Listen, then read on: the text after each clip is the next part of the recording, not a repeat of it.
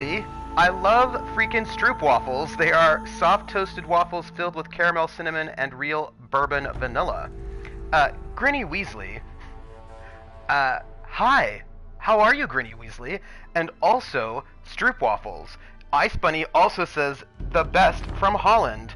I feel like I just showed up and there's a whole conversation about Stroop waffles that I feel like I've missed out on. I've got all the FOMO now for missing out on the Stroopwafel conversation. Hi everyone. I'm Trooper SJP, and this is the Academic Foxhole, and I want to welcome you into my foxhole. You put them over a cup of tea or beverage of your choice, and the caramel gets all warm and gooey and delicious. Grinny, hi. Grinny, I need to tell you... Oh, hey, Coolevy. I just asked them, hi. Hi, Trooper. Well, first off... Oh, yes, Stroop waffles are a thing. Grinny, I need to tell you something. It's really important. I miss you, Grinny. Hi. Grinny, it's so good to see you. I miss you. I haven't seen you, like, in a while, and I haven't been Flora in ages. I just want to tell you that. That's all. And, hi, everyone. I fell asleep last week before Night Witches, and I'm really upset about it. Have you caught up, Grinny? Have you seen the VOD? Oh, speaking of, oh my goodness. Today's Saturday. I haven't put out the podcast for the very last episode yet. I need to do that today. Oh. So, Grinny, what happened? I'm going to tell you the spoilers. It turns out everyone was a robot the entire time. It was crazy. It was all the Matrix. It was all a dream. It was all, everybody was actually an alien. They were really, it turns out, oh no, I know there's no Night Witches today, and I'm super sad about it. Oh, good, I will do that after, we are all robots, boop, bop, boop, boop, boop, bop, boop. I will put out the podcast, no, don't leave! Don't leave! I will put out the podcast after I finish this. Thank you for reminding me. And don't let me forget before I leave. After the stream today, I will go over to my rig in the other room, and I will put together the podcast. I will edit that together, which is fine, because I can totally do that. And, that won't even be a thing. It'll take me, like, you know, an hour, tops. And then I'll put it out, and then I'll put it up there, and then, so, Grinny, the podcast will be up for you tonight. Probably even before tonight, probably, like, you know, early evening. No, I'm gonna do it. I'm putting it, because I want to do it. Things got, basically, this is what happened. Oh, will you really live tweet listening? Oh, now, I will say that if you listen to the podcast versus watching the VOD, you will miss the surprise at the end, because there's a surprise that happens at the end and you will miss it if you listen rather than watch. But, you know, if podcasts are better for you than watching, then I honor it. I'm just saying that there's a surprise that happens at the end. That's all I'm saying. And, you know. Oh, well, that's fine then. That's all you'd have to do. And it's like, it's right at the end. It's like the last half hour. I am going to miss Night Witches too. Although right now Shadowcasters Network is streaming their game of Night Witches. They've only just finished episode 2. Podcast will work better because of my short attention span. I'll be able to listen while doing other things. Oh, hey, Control Freak. Control Freak. Didn't I read on Twitter that you made affiliate? If that is true, I think I said congratulations on Twitter, but if I want to say congratulations in person as well, congratulations. Congratulations on making affiliate. Yay. They don't have our Olga. Cry. No, they don't have Olga. That is true. But Shadowcasters is doing Night Witches on Wednesday nights, which means I'm watching it on VOD. Although it's not every. Yes. I need to come up with another. I need to do some. What's the word? emotes. I need a new emote, because the thing is, I want one of my current emotes to be my second base emote, but in order to do that, you have to, like, there are these things you have to do, so I think I need to cycle. It'll be fine. But congratulations, Control Freak. Couldn't happen to a nicer Control Freak. Yeah, so they're on Wednesdays, and I think they're going to be every other Wednesday. I don't think their next episode will be for 2 weeks, though. And they're super different from ours, and that's really exciting. And so, you know, go watch it if you want. That's what I would say. By the way, everyone, it's so nice to see everyone here. I'm so happy. One of the reasons why I didn't put up the podcast is because I ended up having back problems all week, which just totally messed me up. They started... I may have been playing this game for... Oh, Grinny, there's a song. Grinny, there's a song. 1,000 years and something nights. It's a song by... It's a song... Okay, there's a song. It's sort of... kind of Bhangra EDM-ish, but it's from the 80s before that became a thing. It's by a group called the West India Company, I think they're called. And also, it was a song that was played during this weird performance art piece on a 1-hour special called Mondo Biondo that was in the 80s on HBO, that was hosted by Bette Midler when she was playing a character not called Bette Midler but called Mondo Biondo. And like this conceit of the show was that she was doing a public access show that was all performance art. And there was this piece by a group called La La La Human Steps, where it was like a man and a woman, and they were doing this really weird dance in a swimming pool, an empty swimming pool. And the song was called My Shooting Star, and it was by, I think it's like the West India Trading Company or something or other.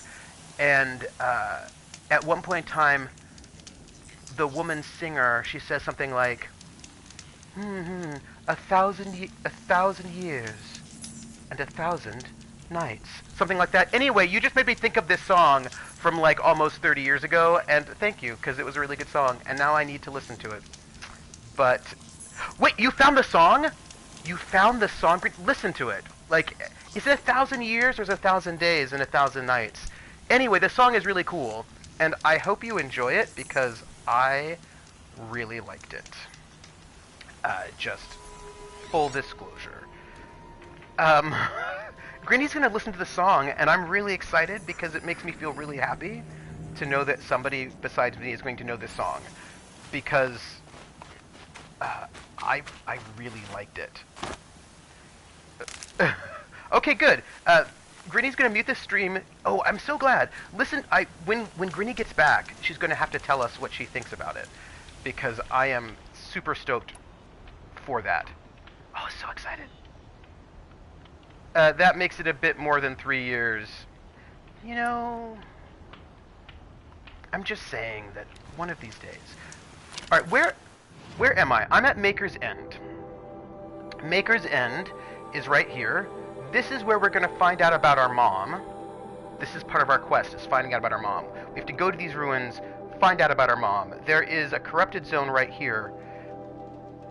Okay, this song is already weird and delightful and so very 80s. Yay! I'm so glad that Grinny is excited by this song. Okay, Grinny cannot hear me because she's listening to the song. But sharing music is one of the things I love more than anything, and that I could share... Oh, there are other people I should share this song with, because it's amazing. I'm just thinking about... Oh, yeah. Anyway, I love the song. If you could find it, if any of you can find... Probably not. I mean, because you're not me. But I actually have the... I suppose I have to go this way. I actually have the...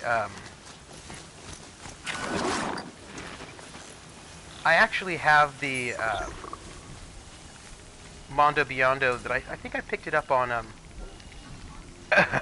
No, hey, derailing is good. Derailing is... Oh, wrong button. Corrupted watchers. Acting as guards. There we go. The Eclipse and corrupted machines. Cooperating. One happy family. Why are people... Where's everybody? Oh, hi.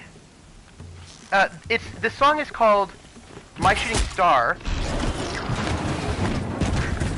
The song is called My Shooting Star by West India Trading Company. And it is this song from the 80s from a... Dude, what do we even have going on here right now? 95 date, short of 3 years. Oh. Let me just shoot you. I have just alerted a bunch of people to some problems, and, you know, it's a little awkward, but I'm gonna just shoot a bunch of people as they come visiting me, because that is one of the things I like to do.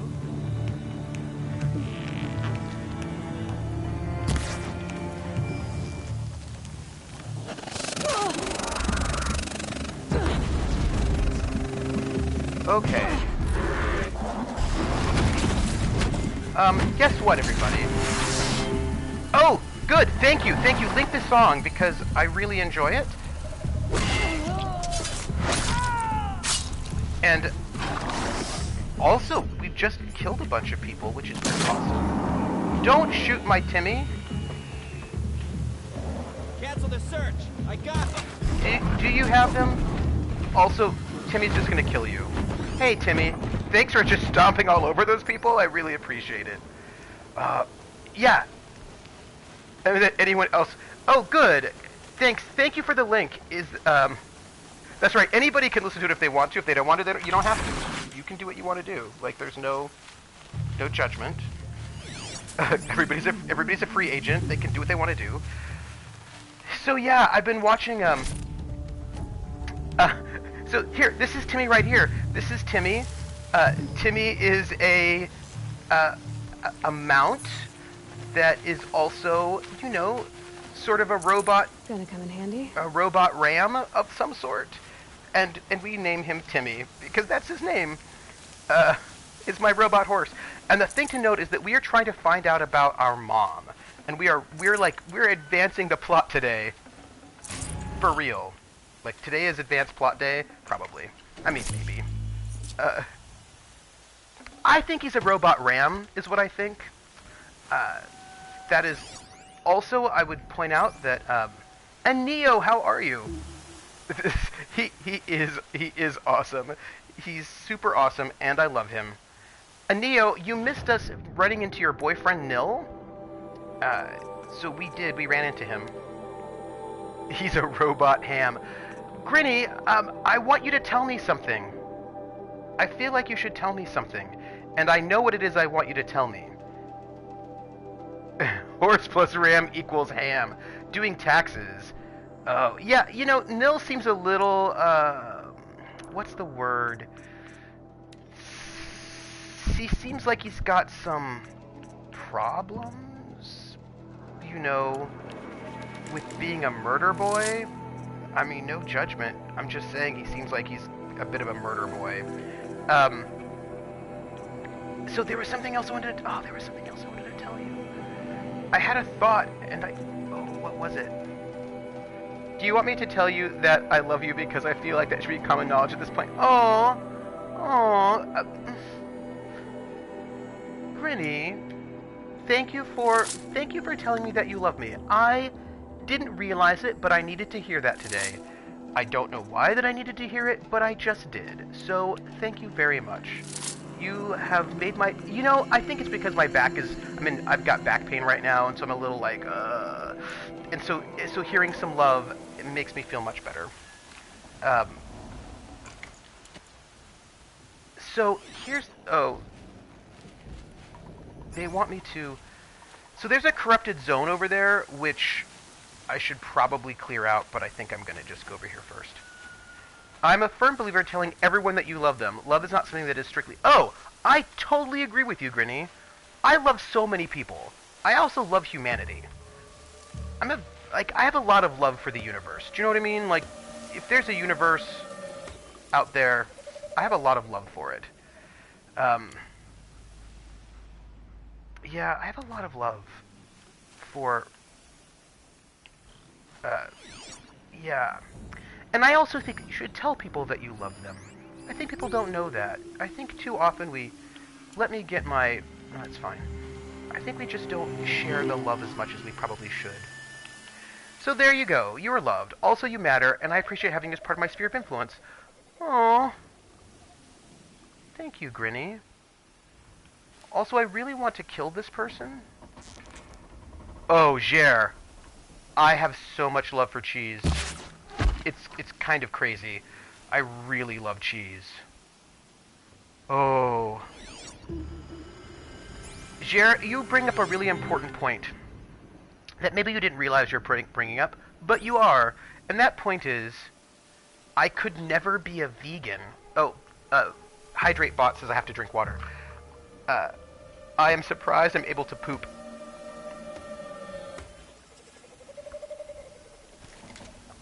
Yeah, I feel like sometimes you have to share that, you have to deliver your love.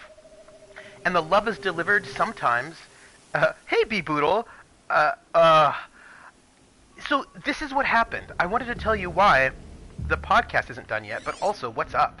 Hey, Rissa. Hey, everybody.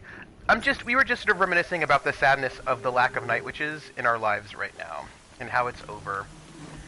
And Grinny has not yet caught up, so no spoilers. I did already tell her that everybody was a robot, but I don't know if she believed me.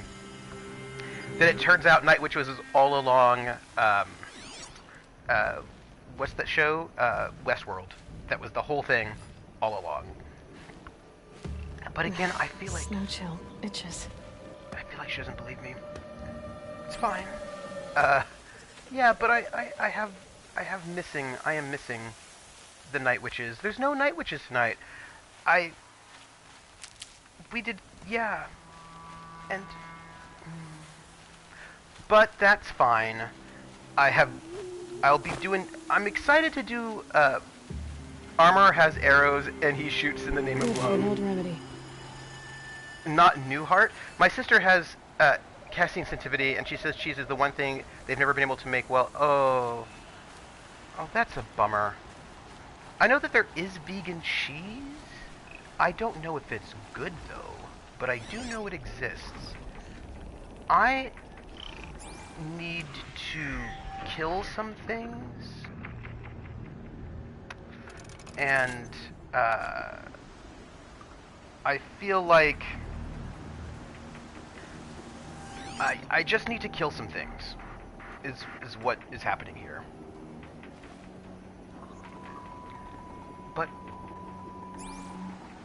is there a place to hide down there? Yeah, I'm just not... To be a vegan, I feel like there are a couple of things... I was not that bad when I had it on fake chicken burgers. I think to be a really good vegan, to be a vegan effectively, there are a couple of things grapes. Ouch. I think there are a couple of things you need, and I think one of those things is liking vegetables. Way more than I actually do. Oh. Huh. I can see it lacking cheese texture. I think the question is, would it have cheese taste? So here's what I'm thinking. I'm gonna try to just shoot that one... I'm gonna just try to shoot some things from here. Like this guy. Can I shoot you? Yeah, so that guy's dead. It took me a little bit of time, but I got him. Control and I recently found some wedding Prezi voucher we got years ago. I'm trying to adult and say I don't want to spend the whole 70 pounds. Oh, you got cut off, FB Boodle. 70 pounds on, not like I want to know. Ooh, let me see if I can just kill this person. And I did. It was great. But I don't get why you don't want to eat chicken, but makes something that tastes like chicken. Oh, pounds on cheese, but it's hard. You know, I just feel like, what would be the problem with spending all 70 pounds on cheese? I feel like that seems very sensible. Who doesn't want that much cheese? 70 pounds worth of cheese? I mean, that's what I would do. Maybe I wouldn't, but I might. I have a question for my European friends. European friends, I asked on Twitter, but now I have a follow-up question that I want to ask my European friends. So you know when you go to... These dig sites, they're massive. They are. See? I'm just saying. The cheese, like... Think of all the cheese you can get. For 70 pounds, you could get all of the cheese. So, here's my question. So you know the duty-free good shops. They're all over the place. You know, at airports. But I think there are also duty-free shops at, like, train station. Or they just get super expensive cheese. You know, that's also a possibility. That it's just, like, really expensive cheese. I might go over here. Anyway, so duty-free shops. Here's what I want to ask about. In the duty-free shops, always and forever there's Toblerone chocolate. Always and forever, all the Toblerone, all the time. Always Toblerone. But when I'm in the duty-free shops, it's only Toblerone is the only Swiss chocolate that's in the duty-free shops. It's lots of Toblerone, but, like, nothing else? So, I want to know, because when I was in Germany, I didn't really see Swiss chocolates because I just ate German chocolates, because Germany has also really good chocolates. But are there, like, what are the other, like, what are the other Swiss chocolates besides Toblerone? Because, and why aren't they in... And why aren't they in, right, and why aren't they in the duty-free good shops?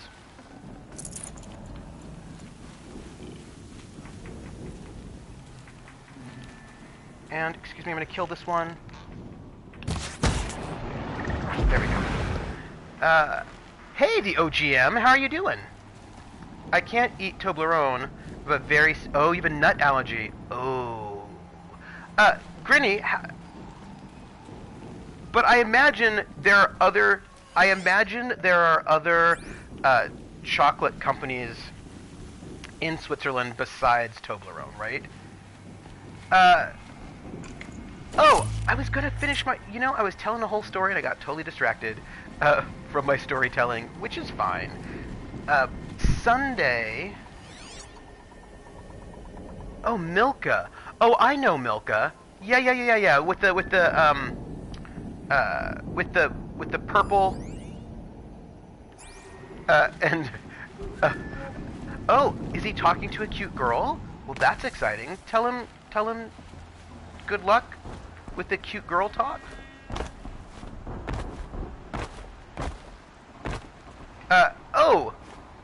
Thank you for being here, Cool Evie. Have a great rest of your day, and I hope everything is lovely and wonderful. I will see you later. So I'm going to tell you about my back, but I did want to tell you that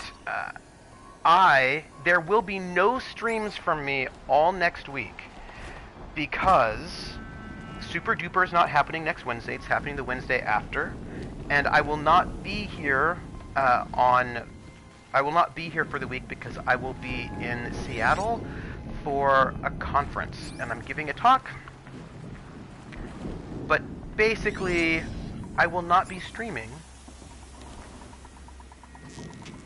I think all the cute people are really good, and I'm a fan of all the cute people. So, you know, and I like people who are cute in their own individual ways, and whatever that means to people. Just like, what's the word?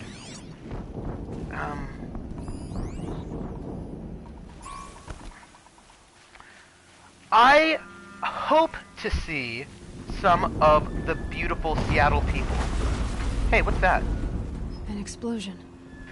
Yeah, it's right. It's a pop music conference, and it happens every year. And I went last year, and I'm going this year again.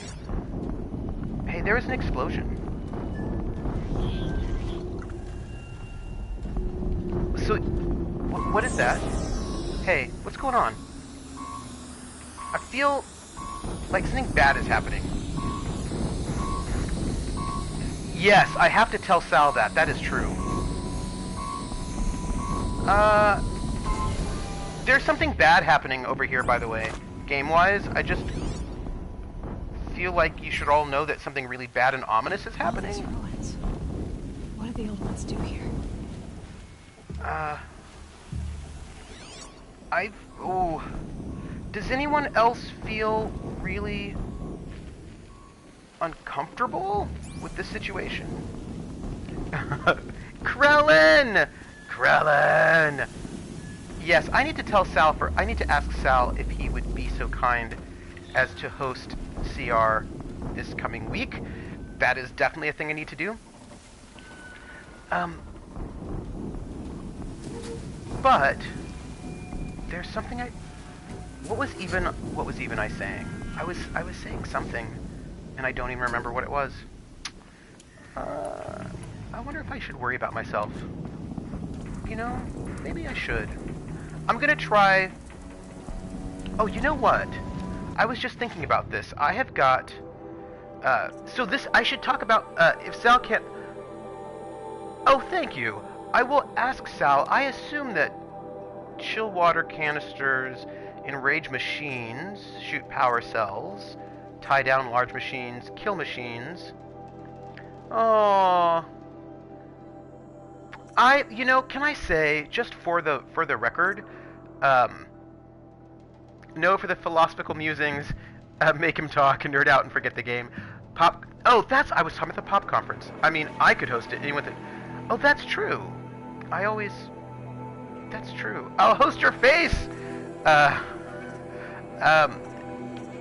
am going to try to enrage some machines with corruption arrows. We're just going to try to be, you know, as you do.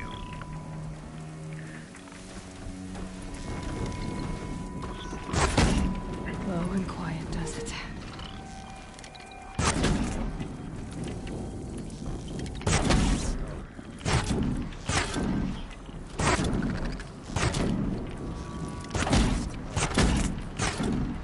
I wonder how much I have to do to... I feel like... Come on.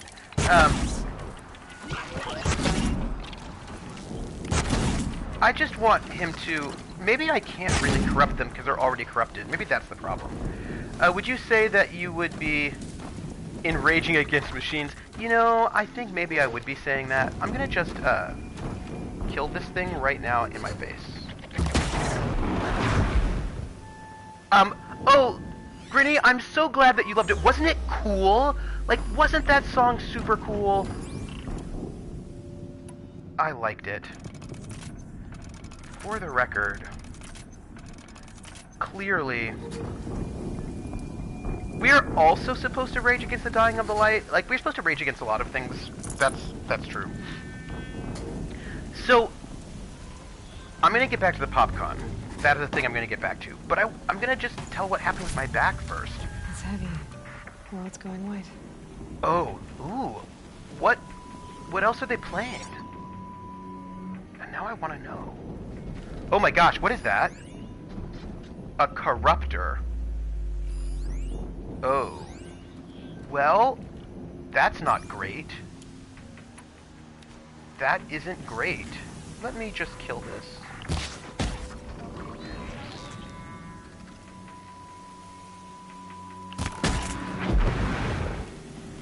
Did you die, Uncle Troopa? No, I'm not dead. So, oh, this is what happened. I was working out on Sunday, as you do, like not a big deal. It was just like it wasn't even a really big workout. It was like a really mellow workout. Urfali Bobby Disco Kebab. Ooh, that sounds really cool.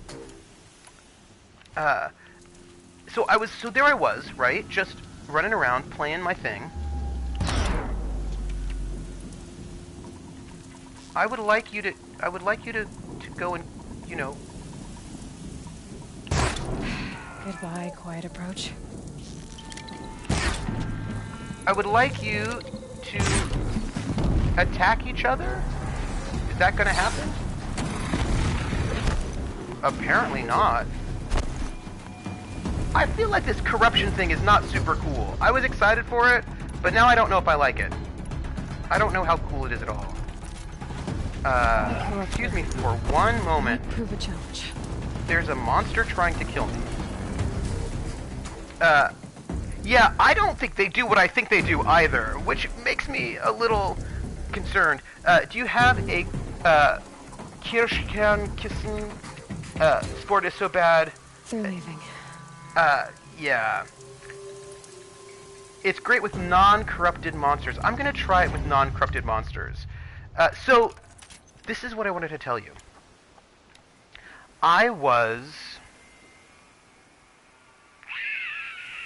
Right, so I was working out on Sunday, and I had a little bit of lower back pain. I was like, oh, my lower back's not in a good space.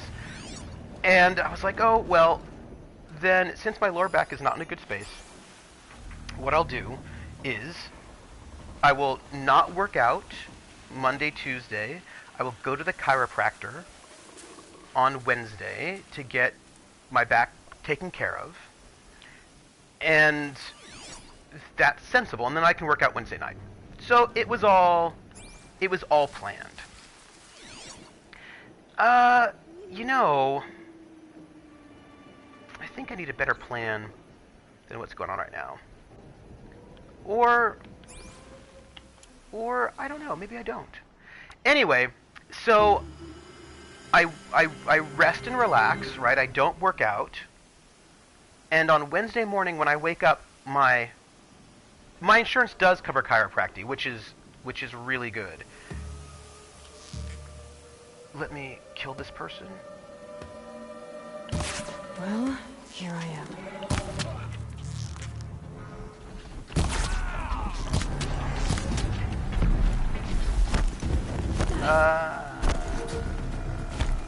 I'm gonna see if I can just hide over here a little bit.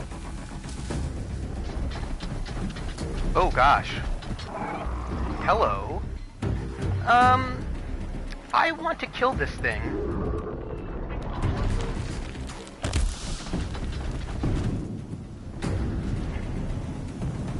I want to kill this thing.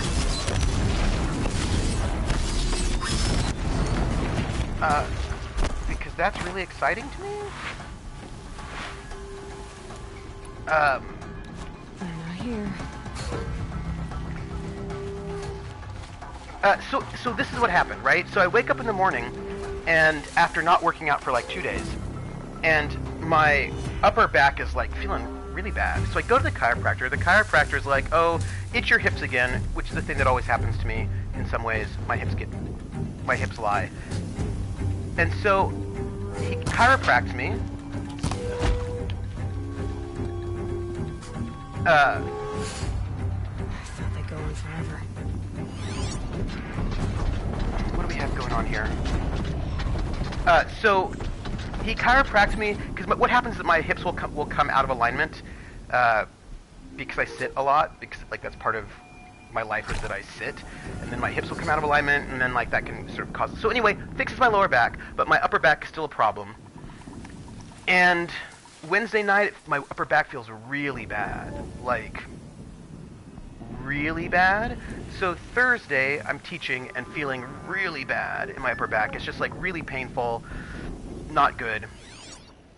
So I decide that what I should probably do is see if I can go to the acupuncturist, get it like an acupuncturist, like, because it feels like a muscle thing, not a spine thing. So I was like, I'm going to find an acupuncturist, see if there's anybody who can give me a walk-in. Destroy against that frostbitten tower. That's not going to come free of its grave without a struggle. Oh. Somebody's talking. So, nobody can see me, but I get cupped, and I'm like, well, that's something, at least. I don't know what's over here. Let's see. So I get cupped, that's something, and then I take a good hot bath but what is this? But I'm still feeling, I need to go north, but I'm still feeling pretty bad. Let's try, yeah, we need to go this way. So I'm still feeling pretty bad. Even after like getting cupped and taking a bath.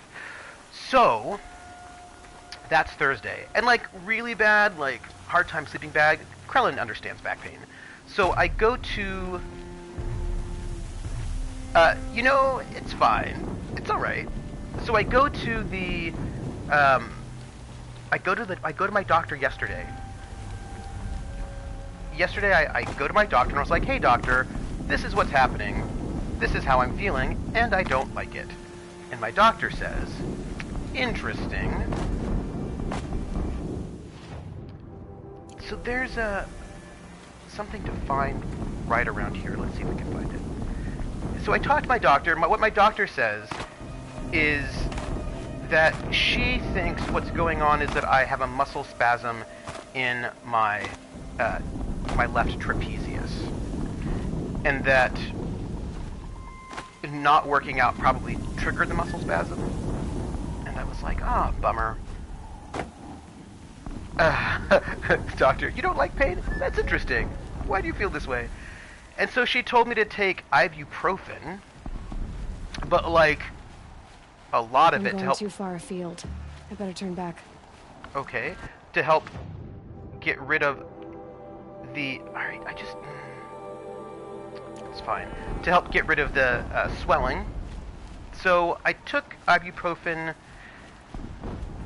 yesterday. Sleeping tonight was, you know, still a little iffy, but it was happening. And, oh, hey look. I'm gonna kill that person. And today also more ibuprofen. Again. Easier when I was a kid. I would not say that my back still hurts. It's better though. I will say that for the record, can I would like to go down here, please. No, my back is better. So I think I have to go around. Bummer. So my back is still in a lot of pain, but it is better, and at least I know what the problem is. It's that I have a muscle spasm. So I didn't get any work done yesterday though, but I'm going to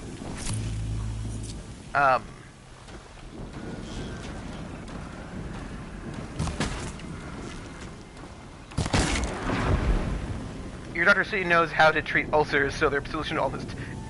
And, yeah, that's right. That's what it is.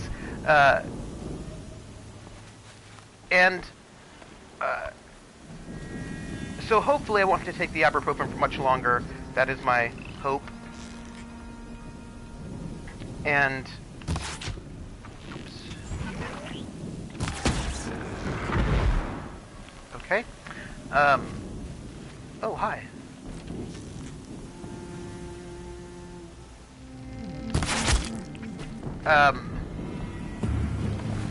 So, hi everybody. I'm my doc who pulled my last wisdom tooth said in a very short term you can,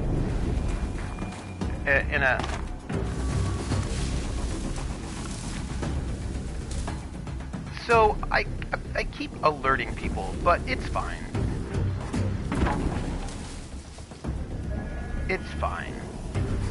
Oh gosh. Maybe that one's not so fine. But I'm gonna kill it anyway. It's cool.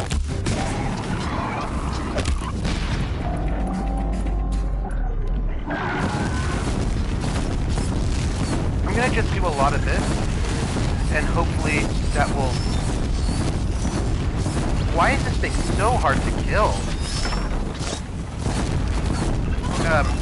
Alerting people of... Yeah, I know... Oops, hi.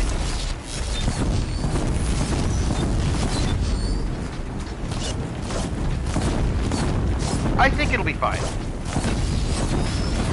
It is a lot of fire. Hey, don't be rude and shoot things at me. Well, I mean, I understand why it's being rude.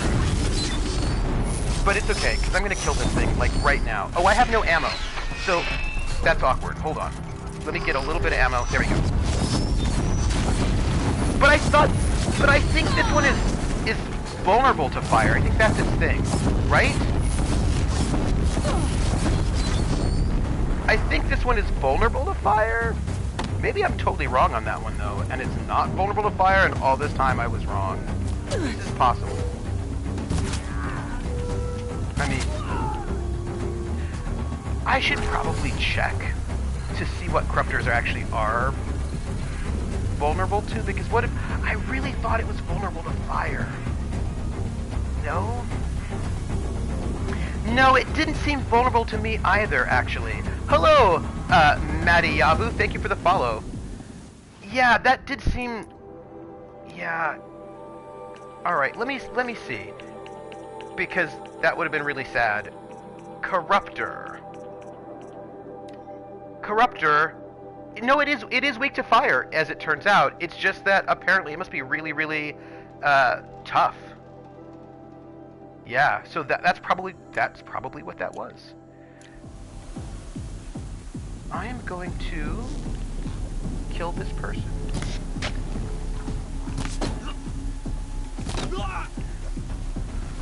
Yeah, so okay, so yeah, so that was just really tough. So anyway, plus side is, even though I actually still am having back pain today... With them fighting at our side, Meridian will be ours once more. Creepy. It's better. I can tell that it is better. I'm also going to the acupuncturist tomorrow, and I will be going to the chiropractor again on Monday. So my hope is that... my hope and desire is that I will be healthy and my back will be feeling fine by the time I actually fly out to Seattle. Because the last thing I want to do is to have to, you know, do stuff with luggage when I don't... Come on. Is to, you know, I don't want to have to, like, deal with luggage and all of that when my back is sort of messed up. So my hope and goal is to be all healthy, back-wise by Monday. You can see them. They can't see you.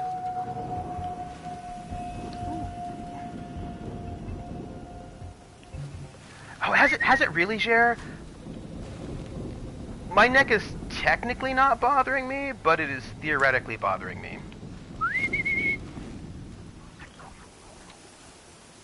But here's the thing. I've got to finish writing my paper. And I wasn't able to get any work done yesterday because I was in pain. And so I'm hoping that I can get all the work done that I need to get done today. But I will say, a nice bionic body. White as bone. That thought got dark. Alright, so if I could... What's up here?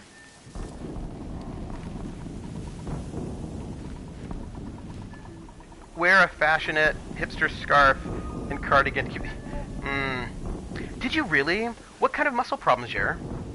Our upload to the Matrix. It's getting dark, everyone. We're gonna just kind of be a little bit bold and jump in there. What kind of muscle problems?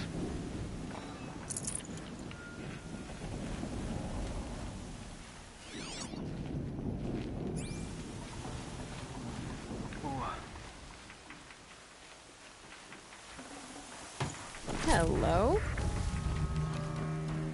Let's see what I can do here. Okay. I was just thinking about Cyberpunk. There was... Oh yeah, so while I'm in Seattle, I will be giving a talk, which will be great. I'll be going to the conference. I should be able to see some of the Seattle folks. Like, probably not everybody, but a bunch of tendinitis. First strike.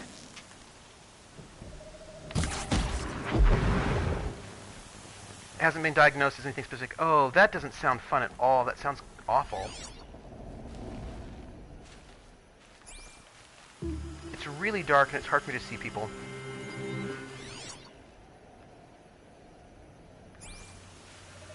Can I maybe get this person? I got him. Tendinitis is no fun. Speaking of Cyberpunk, that Power Punk Kickstarter I linked a few days ago has reached the medieval fantasy stretch goal, which means magic rules. Oh. You know, which is important for no particular reason. I have a question. And this is a neutral question without value. Right? It's just a question that I have. So I have GM'd a lot of Cyberpunk, and also played a lot of Cyberpunk, but never Shadowrun. That particular sort of cyber fantasy was just not something that I have GM'd or run. No, I just haven't. And when a lot of people talk Cyberpunk, they talk... It was a rat. Just like this one's a rat.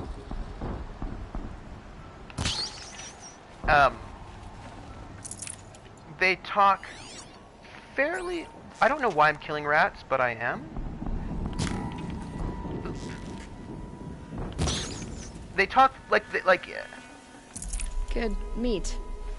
It's like a lot of... Okay. Let's find out what's going on. Sorry. So, I suppose the question is... It's about, the popularity of Cyberpunk. Leave something else behind. And... Well, no, not the popularity of Cyberpunk. The popularity specifically of Shadowrun versus Cyberpunk. Is it that just people... Is it just that people really, really, really, really want magic in everything they do? Is that what it is? I'm just trying to figure out... trying to figure that out is what I'm trying to do. I mean, is it that people just really want to play elves and they really want magic? This is my question. That's what I want to know. And I want to know if you all have insight into this. Into the... You know, centrality, I suppose, of magic.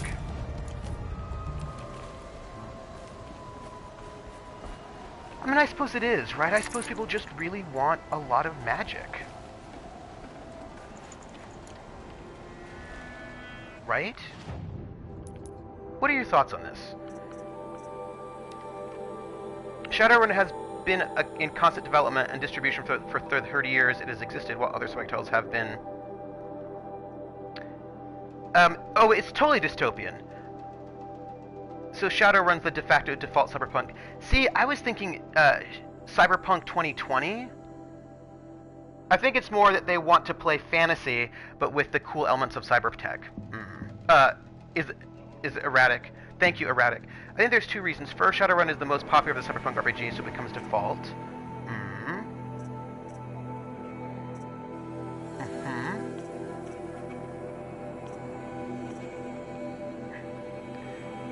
That's what I like about it. I'm going to disassemble that. And also... that most magic become more accessible to fantasy players. Cyberpunk 20X has not been in distribution for the whole time. Huge gaps.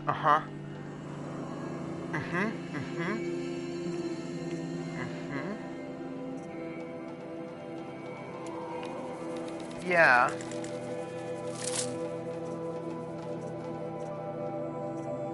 I suppose that's true. And I suppose a lot of people feel that unless it's in continuous development, it's not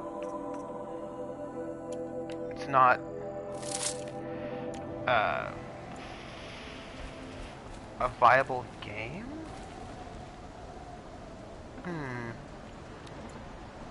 I think it's also that Cyberpunk hasn't aged well, while the fantasy let us know it's not the project in the current day. And I disagree. It's because I've met very few Shadowrun players who play or want to play Shadowrun the way that fantasy games are played. Thank you for finishing that, Krellin.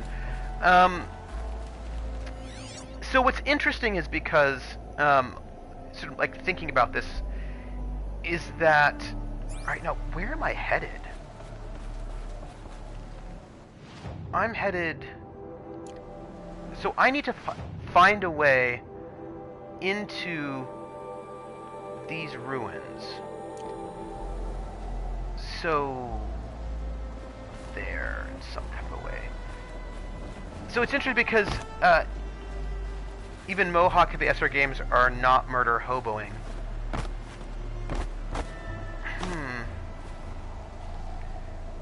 Cyberpunk 2020, that was a game, wasn't it? What's interesting to me is that, now, I'm going to say this, but this isn't really an indicator of anything, I don't think. Not really.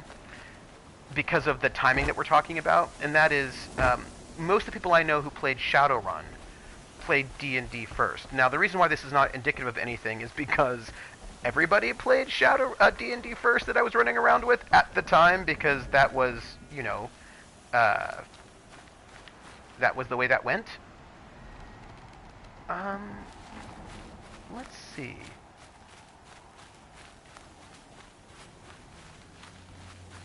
So, but there was a lot of overlap between D&D players and Shadowrun players back in the day.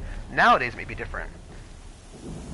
Well, but also, I mean, yeah, right. All of us old people started with D&D, so that actually probably is not actually a good indicator at all. But did they play Shadowrun like they played? Some of them did. It's a gateway drug. D&D. It's a gateway drug. That's, you know, you start with D&D and then you get to the hard stuff. All of a sudden you're playing Rifts. Do you hear that? Something really bad is happening over there. I just want you all to know it.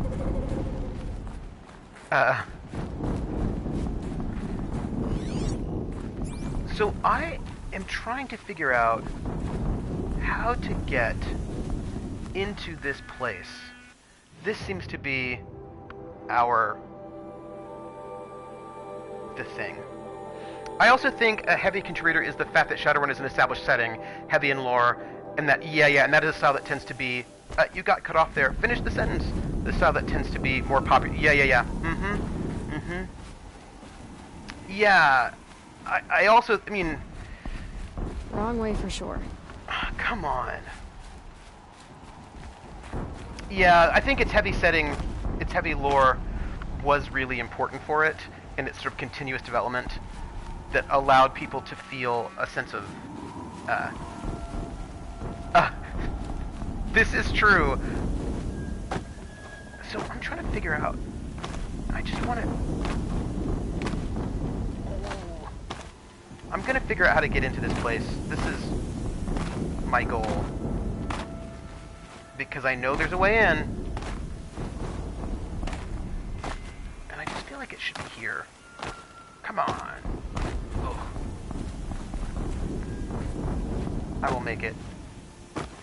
Apparently not. Yeah. People put up fences to keep you out. But, you know, but fences... But fences are rude. And invisible wall. Here? This way. In here. No.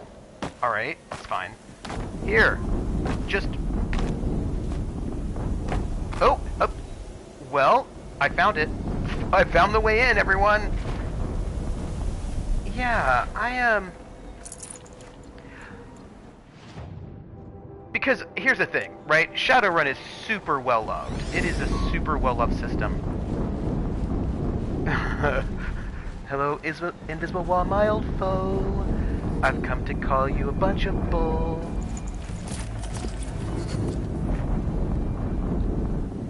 We have an ancient vessel. Cracked and battered vessel, once dear to the old ones, bears the legend Rocky Mountain Thunderheads. Sets of ancient vessels can be traded in Meridian for valuable rewards. This one says Jomei World Tour 2052. This one says Metallurgic International. And this one says Odyssey.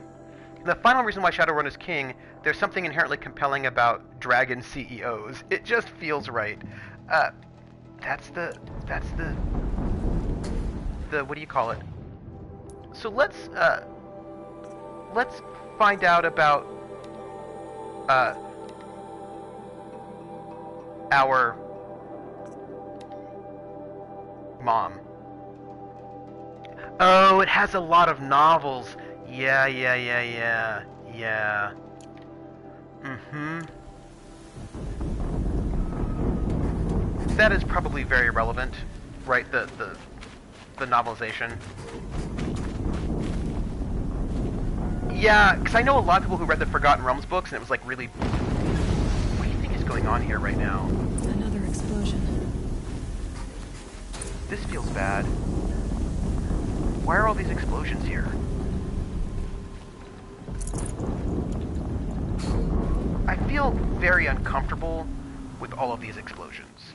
I also feel like maybe I should try to craft some potions. I can make a health boost potion right now. Full health potion. Okay. Although I have to admit the only SR novels I have ever read are the original trilogy. Yeah, the Dragonlance books. I mean, I think...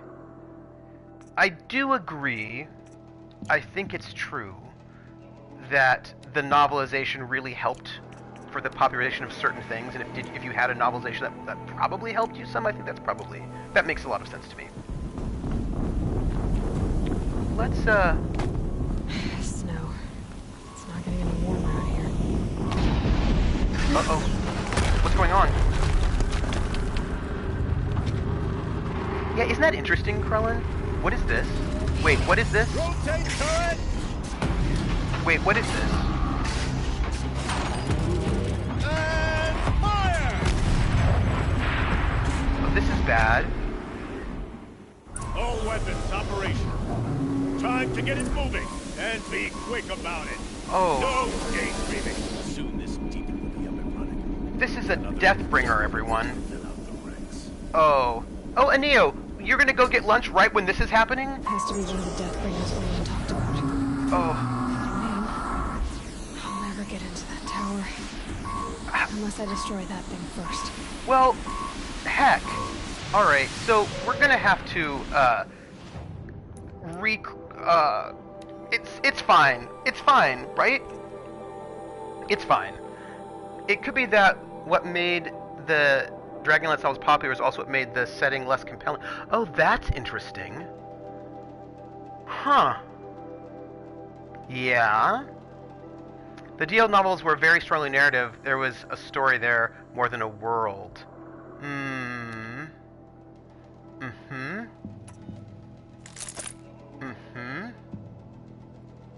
So playing in Kryn might feel blasphemous. You're messing up the story.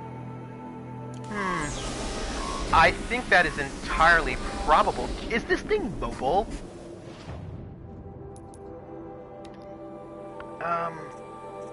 What do we know about this thing? Let's see. It's weak to fire and shock.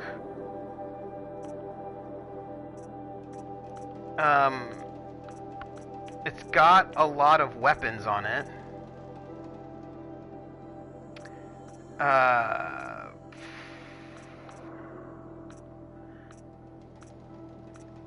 it's got a lot of weapons on it, so that's great. Wasn't that why they made the campaign books, though? Like, expecting you to buy those if you like the story?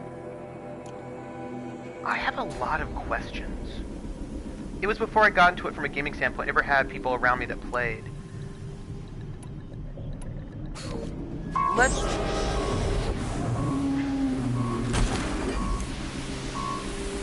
The TSR Gold Box games that are set in trend take place after the books. So let me...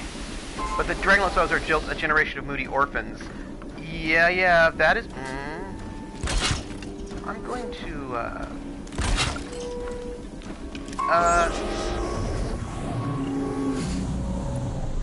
I'm also gonna just put up a bunch of these. I don't know what I'm doing here. I don't know what I'm gonna do at this moment, but, here. We're doing a bunch of that. That's what we're doing. And I'm gonna put a bunch of bombs down, and I don't know if this will be helpful, but I'm putting a bunch of bombs down. Also, the campaign modules were sold alongside the novels, because the novels were a novelization of the playtest. Oh, that's really interesting. Let's,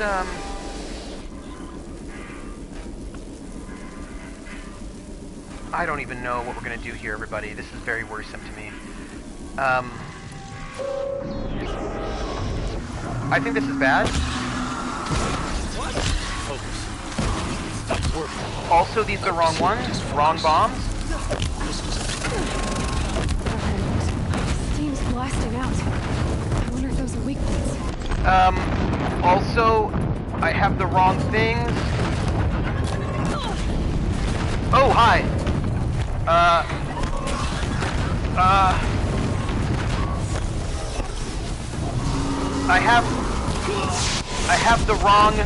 I have wrong badnesses right now.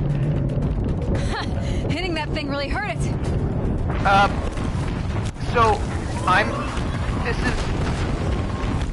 So this thing is not mobile, which is exciting to know.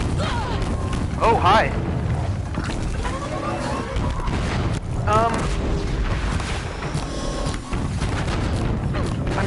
Oh, hi.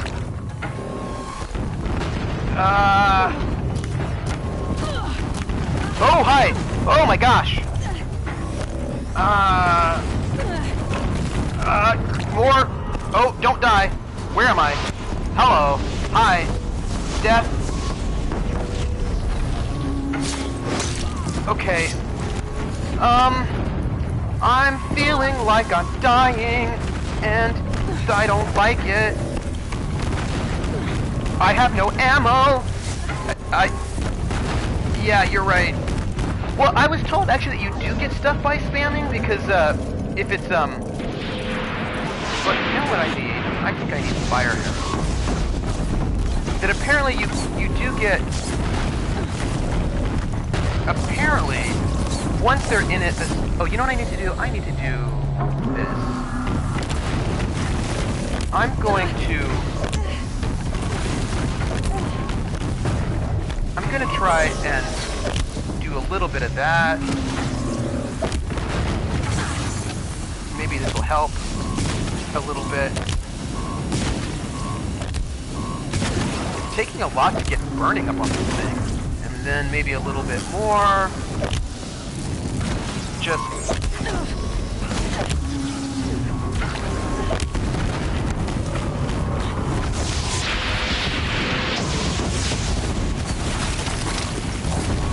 Okay, we're gonna...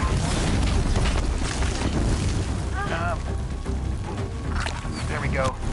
Okay, so there are people... We killed it, by the way, so that was really good. This is it for you. Ouch. Rude.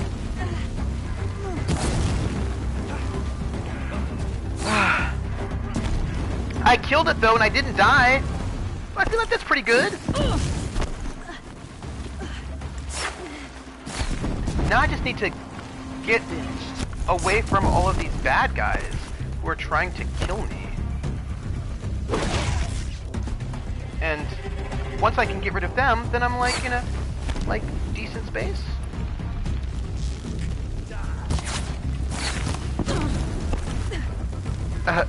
Like I didn't die.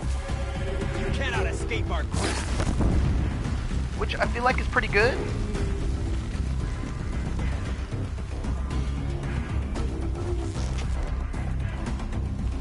I mean, I didn't die.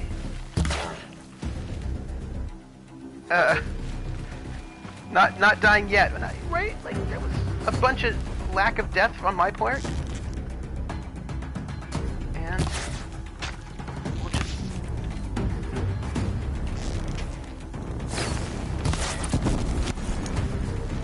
The only way to be bad at games is to die. Did it. But the noise standards are really low. Those things pack a punch. I might have really low standards. The Eclipse officer had a focus. Let's see what's on it. Oh, and not only did I not die, I killed the big bad. Let's see what you have to say. I mean, like, that's pretty good. I'm feeling good about that. What do we have here? Uh-oh, that looks bad. What is this? The entity lives. Unacceptable. Unacceptable. Unacceptable.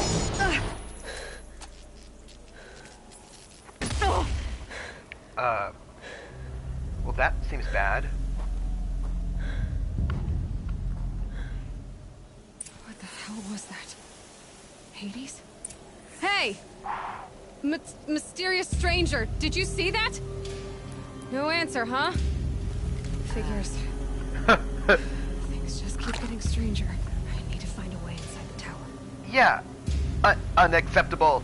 I'm just going to loot all of the things while I'm here, right? I mean, I feel like that's the way to do it.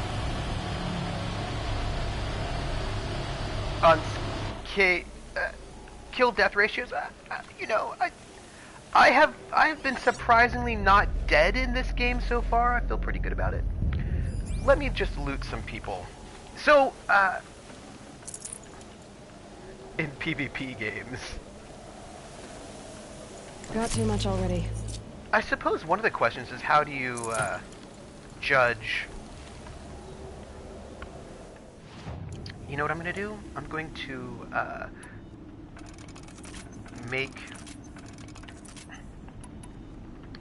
I'm going to what's the word that I'm looking for? I'm looking for a word. Craft. That's the word. I'm going to craft things. Hopefully that will then open up my inventory. And look, it did. Oh. Feeling really good about my life right now. So, but I was wondering though, because I was thinking about, going back to the Shadowrun conversation, I was thinking about something that people have said that I've heard lots of people say. Do you understand the words that are coming out of my mouth? Don't nobody understand the words coming out of your mouth? I don't even know what's coming out of my mouth. So it's about a thing that people have often said to me, or that I have read, that I've heard said, that, you know, it's something that is fairly regular. It's something that I regularly hear, and that is people say that they don't like playing humans, and if there's no magic, what's the point? Right? They're like, I live in the regular world, I want there to be magic, and I want to play a non-human. That humans are boring, and they want magic powers, whether that is actual magic or psionics. And I wonder if a perception that humans are boring and a desire for magic is related to Shadowrun's popularity as a cyberpunk game. Like, if there is a large population of people who think that humans are boring and Full already. magic is, you know... Do you see what I'm saying? Do you see what I'm saying? I'm right. Any sexually advanced technology is indistinguishable from magic. That may be true, but I don't know if players all feel that way. But the magic users are outcasts. People like being outcasts. People like being like the broody loner. I wonder if you having a biased sampling, humans are the... I know! That's so interesting. Well, the most selected class race combo is human fighter, which I think is really interesting. That is like the number one, and then I think after that it's like elven something or other. Yeah, human fighter, right? I find that really interesting. Okay, let me just grab that. So, yeah, I just have questions. Sun's making a show of it. Thanks, son. Because I know, I mean, I've heard a number of people who's... Now, nonetheless, human fighter, most played... Let's go up there. Most played class race combo. And of course, human fighters are very easy to play. Like, you don't have to learn bunches of things. Anymore.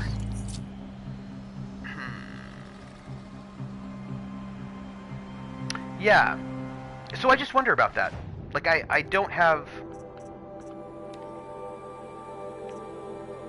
But, you know, I hear it a lot. I hear a lot humans are boring. And I actually don't. And yet, Percy was a human fighter. Yes, he was. He was also like a... That would tend to disprove your theory that people don't want to play humans or not. Oh, but the thing is, what I think is interesting is that that's what people say, right? That is a very frequent thing people say. It may not actually be true, but in the same way... Oop. Ugh.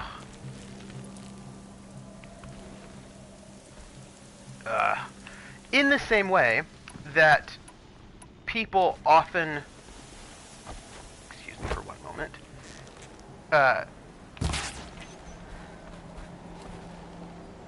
See, I think this is what I'm thinking as well, Krellin. That maybe the people who are... Because...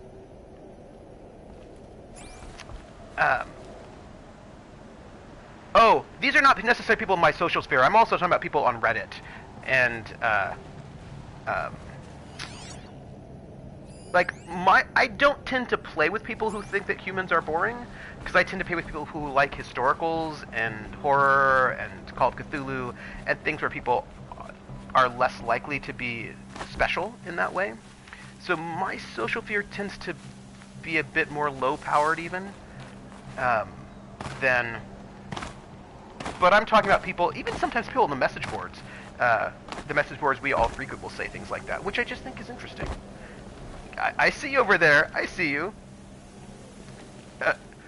But what I think is interesting is that it's not just tabletop RPGs. I can't spare the weight. There is... I will say that there's a trend I've noticed in Shadowrun. Elves tend to be grossly represented and orcs are grossly underrepresented. And these are things I think are interesting, right? Speaking of which, this is also about... there was another example that I wanted to get to, and it was... let me disassemble like 25 of those. 20 is fine. I think I didn't... So in RPGs like Mass Effect and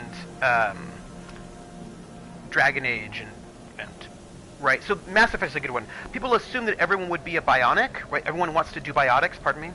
But apparently the most played class in Mass Effect was just your standard human soldier, right? Not the one with all the special stuff, but just like basic human soldier. Even though everybody assumed it would be, everyone assumed that it would be That's right. The most played class was the default class. That is correct. That is correct, Krone. The most played class. I'm saying crass. The most played class was the default class. So, you know, it's interesting because everyone assumes that that's not what everyone is going to do, and when everyone talks, they're like, "Yeah, I'm just so cool with my not default thing." But then that's what people are doing. So yeah, and also they didn't customize their face either, right? So like the most popular one was like is a non-customized. No room. So then, all right, am I good? Have I looted everything? Yes. Okay. Can I craft any potions since I used a bunch of them? I cannot. Well, that's it, everybody. We're gonna just...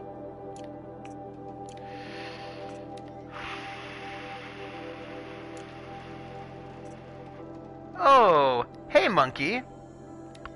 And I wonder if, you know, the human fighter is the equivalent of the click-through in some kind of a way.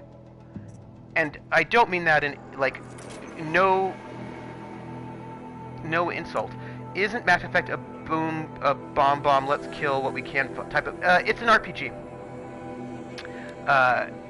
It is a BioWare RPG, so it has story, and people get invested in that story in some way or another. So that's what that's about. All right, we're going in. It was originally an RPG with shooter elements, and then the sequels were shooters with RPG elements. Yeah. I mean, you know, I was, when I went and I played, when I had to make a D&D character for a one-shot. Looks tight, but I can squeeze through. You don't design if you are there for, let's squeeze through this crack, for shooting, which is why the sequels suck, because what do BioWare know about making shooters? I liked this, I like the sequels. I mean, Dragon Age 2 is my favorite. Identiscan. Oh. One of these again. They're not gonna let me in, are they?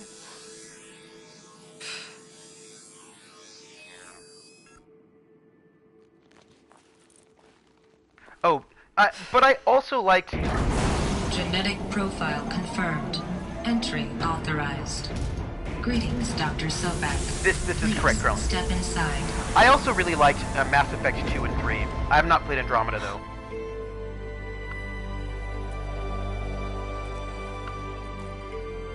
Oh. What does this mean?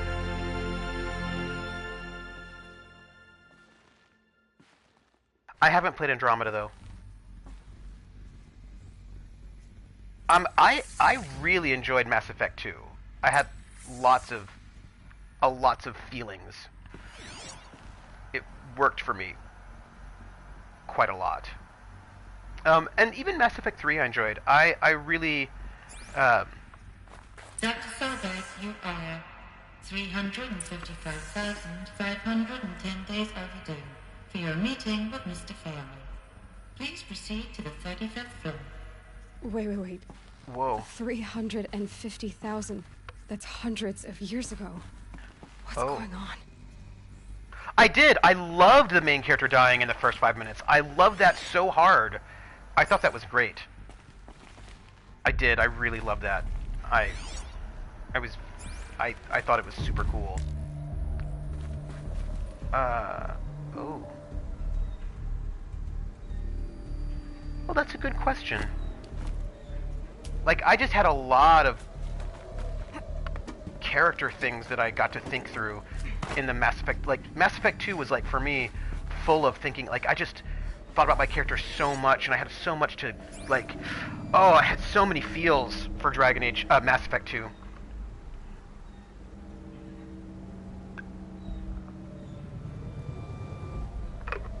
Well, I mean, that's what happened. That's what happened, right? Like, the thing is, you don't always control your destiny in real life. We died in a big battle. It was too much, and then they went and captured my body and reanimated me. I was unconscious at the time, so I didn't have a choice about it.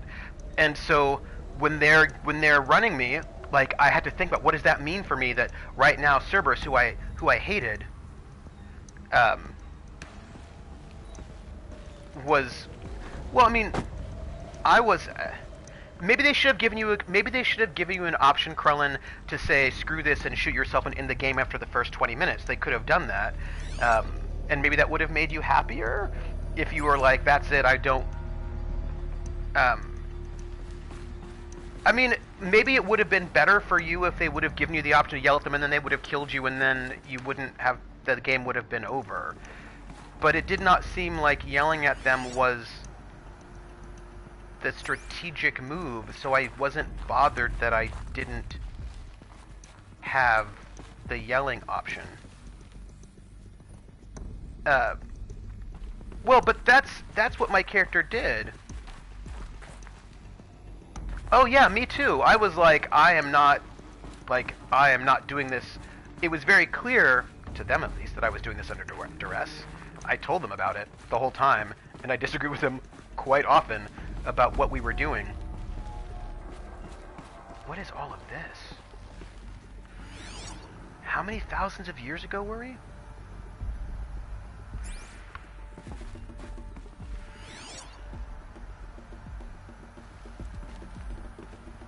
Let's, 350... It's been a while.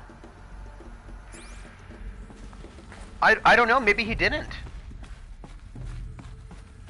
I would like to trigger this, please. Oop.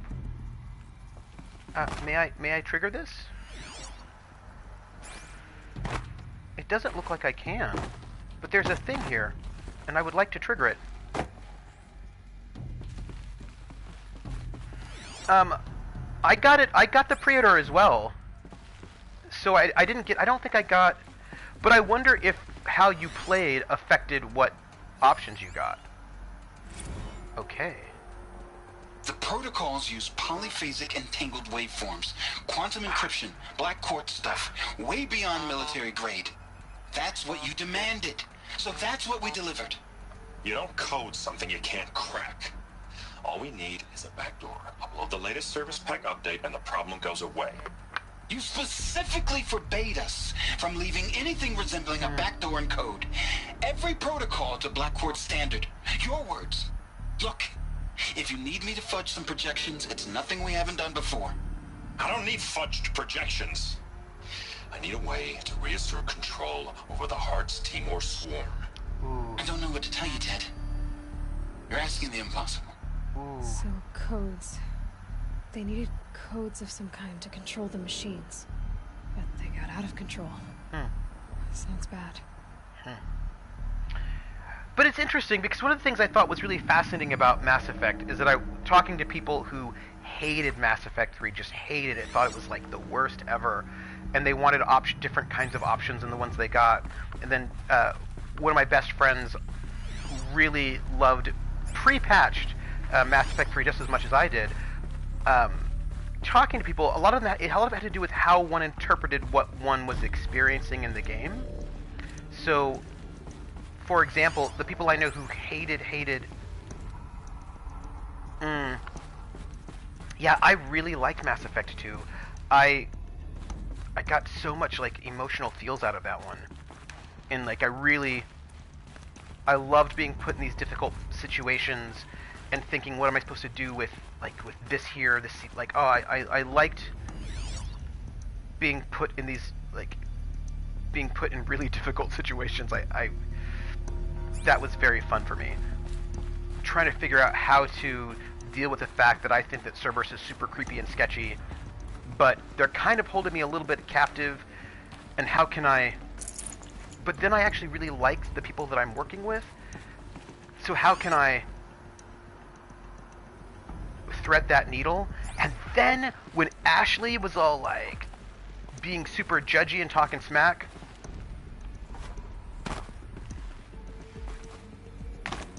Oh, they made sense to me. I mean, I died in the first 5 minutes, but sometimes you die. Like, that happens. Sometimes things are too powerful for you. Like, so dying didn't seem nonsensical. The fact that Cerberus wanted my body because they wanted to do experiments on me, that also didn't seem nonsensical to me. Like, Deathbringer. Or a statue of one, anyway.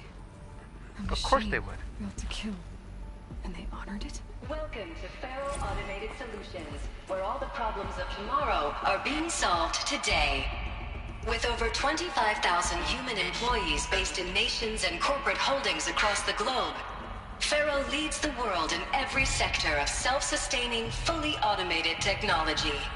From revolutionary consumer products close to home, like the Faro Focus, to the dynamic chariot line of peacekeeping robots halting bloodshed in conflict zones across the globe, Faro remains committed to making the future smarter, brighter, safer, and always surprising. Faro Automated Solutions. For every problem of life, a smart solution. So they made the Focus. 25,000 people? That's bigger than a tribe. A lot bigger. They made machines and devices. I guess those things were common in their world. So I played Male Shep, Holoprojector. I played Male Shep, and I didn't romance anyone in Mass Effect 1. What does this do? Welcome to Faro Automated Solutions, where all the problems of tomorrow so are being I played solved Male Shep, today. and I didn't...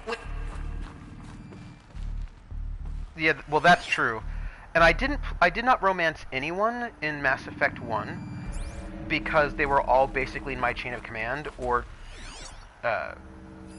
too young. And that felt really uncomfortable, so I didn't romance anyone. But Ashley thought we were a thing, but we were not a thing. And then Ashley was super judgy and creepy to me on Horizon, but that's totally Ashley. And I was not about it, and I was like, Ashley, pardon me, my back is doing its thing. And I was like, Ashley, no, like you do not get to be judgy towards me. And we had a very intense. She was old in terms of years, but she was not old in terms of her life, like her lifespan. She was like a grad student. She was still pretty young. In terms of maturity, and she was played fairly immaturely in Mass Effect 1. She got more mature later, but in Mass Effect 1, she was quite young within her lifespan, and B, she had hero worship going on with Shepard, and I don't tend to want to date people who hero worship me. That makes me feel uncomfortable. What's-her-face was way too young. What's-her-face? The Quarian. And Kaidan was in my chain of command. And Ashley ends up being attached to my chain of command, so that's creepy. Yeah, Tali. She was not dateable, but never did I want to date her. Everyone's like, I want to date Tali, and I was like, nope. And then she was dateable, and I was like, nope. No. Yeah, so I didn't date anybody in Mass Effect 1, and Ashley still gave me hassle, but I was like, I do not have time for you, Ashley. How dare you? How dare you? Ooh. She, after all we'd been through in Mass Effect 1, to doubt me the way she did and to sort of,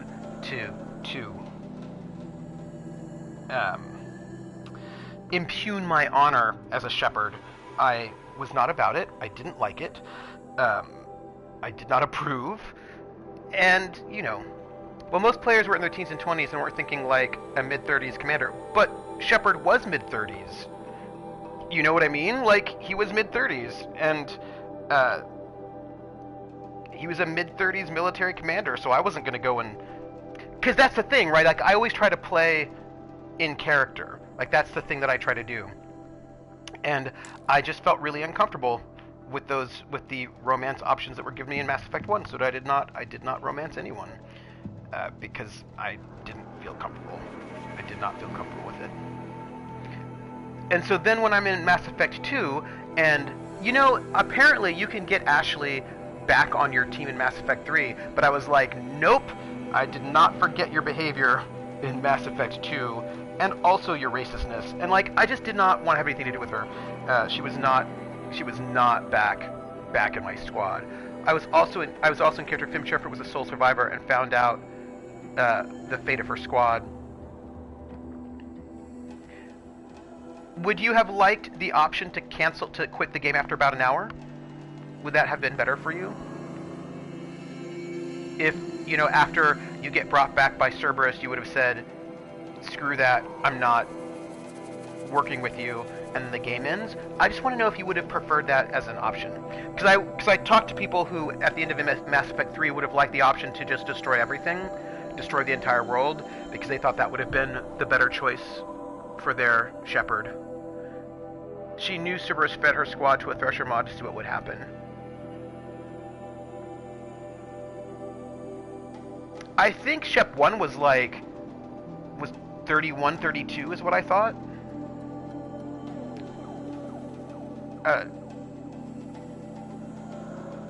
Cerberus kidnapped your body. Right? Like, I mean, for me, it makes total sense that that's what Cerberus would do. Like, I see why they would do it. See, but this might be... Krellin, I think maybe the difference is that you're a narrativist and I'm a simulationist. Perhaps this is what's going on.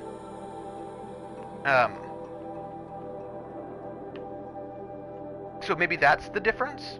That for you it doesn't fit the kind of narrative that you want, whereas for me I'm like, oh, it makes sense to me that Cerberus would do this. So I'm not bothered by that? Maybe? Reception log, July 7th, 2064. Well, clearly you weren't able to stop all of them. Like, you were able to stop some cells, but they were still clearly growing in the background. Field Commandant Deng of the Indo-Malay Agricultural Combine arrived with his delegation. Refreshments to be served before their 10:15 a.m. sales presentation on the Chariot line. Per instructions, food will be vegetarian only. So for you, you wanted there to be no Cerberus alive at all in Mass Effect 2. And so therefore the fact that Cerberus existed was breaking for you? Is that so? Sander Agnew, Vice President of Territorial Integrity from Fresh Grounds Coffee Global, arrived with his entourage. Refreshments to be served before their 10:30 a.m. sales presentation on the Chariot line. Per instructions, we'll use Fresh Grounds Tacoma blend, no artificial creamers. 10:12. Ugh. So that happened. Called security and janitorial to clean up the coffee that was spilled. Actually, more like thrown. I wasn't aware that the Indo-Malay Combine grows coffee beans, and that Fresh Grounds acquisition team has tried to take their fields, by force, repeatedly. I think Commandant Deng had Agnew by the hair for a second there. Who scheduled these things? I'm going to drop a line to sales. This can't happen again. I mean, if you're going to collar and blackmail someone, might as well be your enemy number one. Yes, calling what the Elusive Man had Cerberus is a huge part of the problem. They literally could have named it something else, made it a new thing, and that would have been better. Alright, we got that. Whoop. Let's see. Okay. Let's see what happens when we go here. What was this place? What were they doing here? It was a corporation.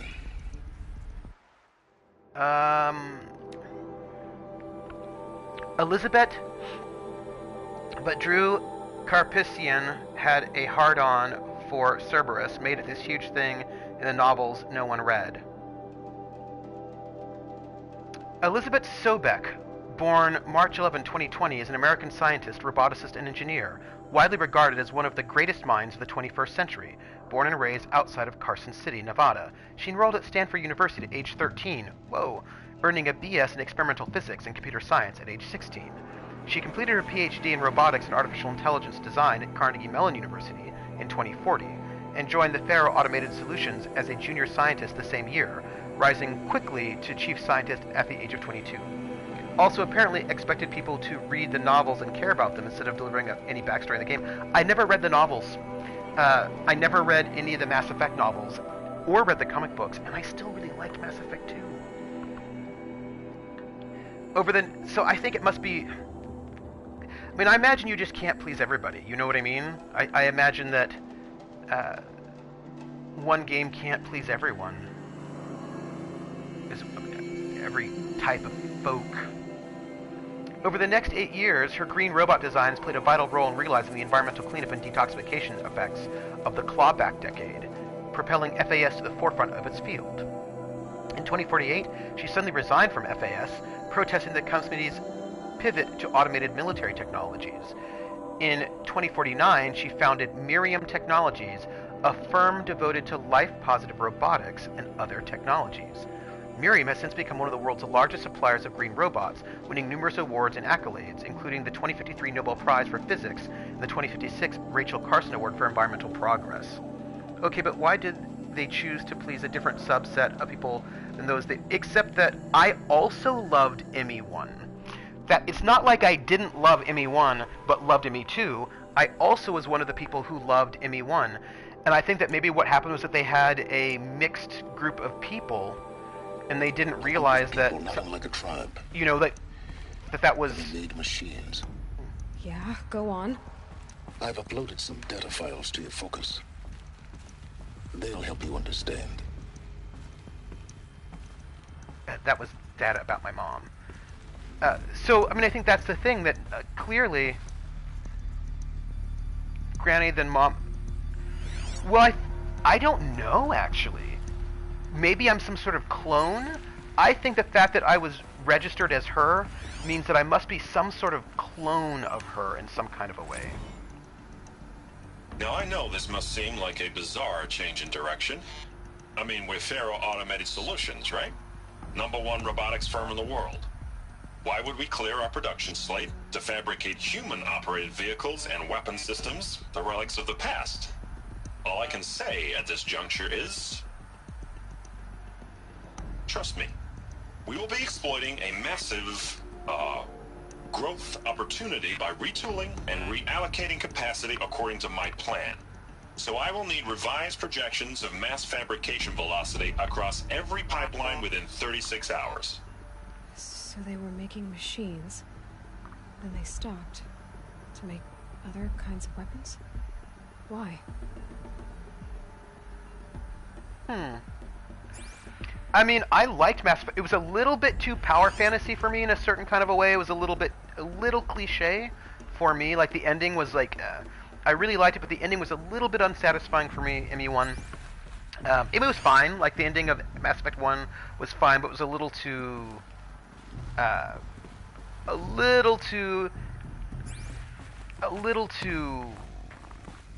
cliche. But I liked it a lot. And I actually, most of my friends that I game with also really liked it a lot. Well, I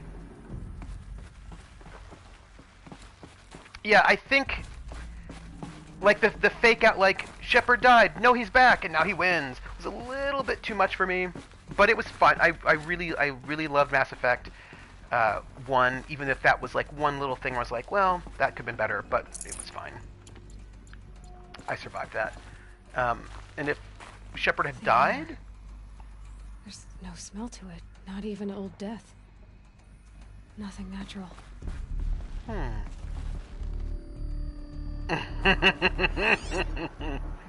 Krellin, I read your comment.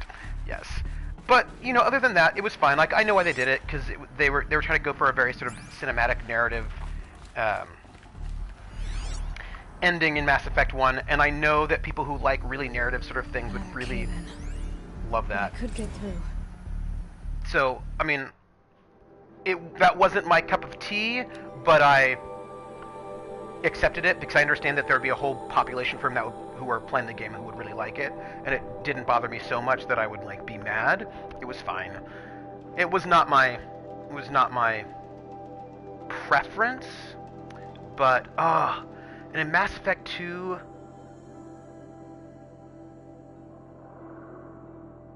when you had to choose which of your team members would do which things at the very end, and that they could actually die, that you could, not green enough, the fact that, that you could actually have permanent deaths from your squad members at the end of Mass Effect 2 was so cool to me. I love that. And that how to decide who to put on which task really had a lot to do with how well you knew them. And I love that about Mass Effect 2. There's a lot. Yeah, no, see, like, and for me, I loved it. Like, I thought that was, like, the best thing ever. I thought it was so good. I love you too, Grinny. Go mod. Mod like the wind. Enjoy the modding. Yeah, for me, that was, like, one of the high points of the entire game, and I was so glad it was there, and I loved it. Like, I just loved it. Jack died because I accidentally selected her to lead the second squad instead of Jacob. And there was no mechanism to go, oops, not what. Slay all the trolls. And not what, I imagine this to be not what I wanted. Not what I meant. So, you would have liked a pop-up window that would have said, you chose Jack. What was that? Do you really mean Jack? Like, that could have been, is that what you meant? Yeah, like you wanted a confirmation screen, perhaps could have maybe helped. From J. Friedkin to reception, complaint. Hey reception, if that's your real name. Want to know who's scheduled into Malay right next to Fresh Grounds? That would be me. I would have liked a way to cancel and go back. Yes, it wasn't a choice in the narrative, just a bunch of choices. Oh, for me it was like choices that I as a leader had to make and I had to think about, right? But again, right, I tend to skew simulationist rather than narrativist, so for me, being presented with choices that I as a leader have to make based on how well I know my character, my squad, that is, right, that's like the thing that I love in my life. Like, I love that. Yeah. And knowing that there are going to be consequences for this.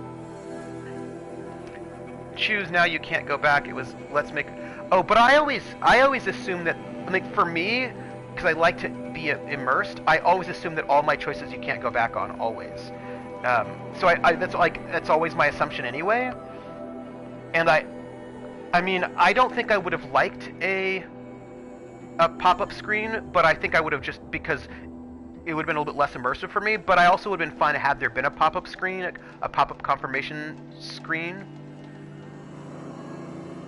Well, but in real life, that's how life is, right? That, like, I make the choice, who am I going to send on that mission, and then I send them off on the mission. And, like, yeah.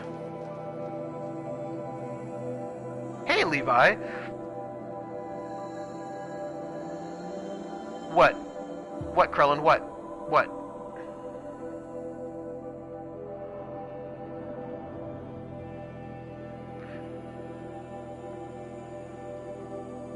It was not, who are you sending, make choice, person leaves. Go on.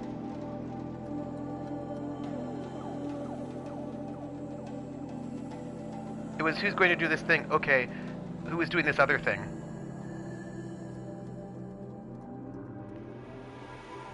But it was also, but you didn't make all the choices all at once. Like, you made some. There's absolutely no reason I cannot go, Jack, oh wait, no.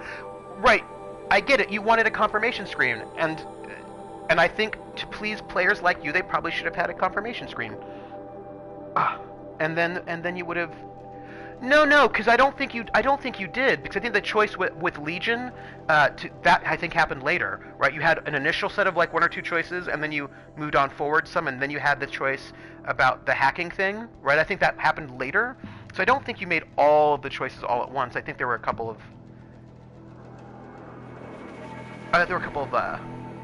choices on that level, but when that happened. Well, nonetheless, again, to please a player like you, I think they should have had a confirmation screen. I didn't need it, but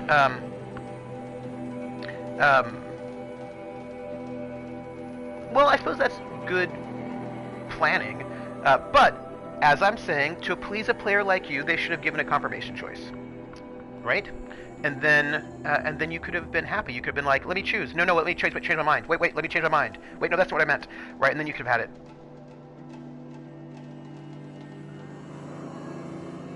And it wasn't like I went, oh yeah, Jacob would be good at this. It was a list of... Right, and since you wanted a like, I'm telling you that you should have had a confirmation screen. That would have been, that a confirmation screen would have been good for you, because then you could have had it. I am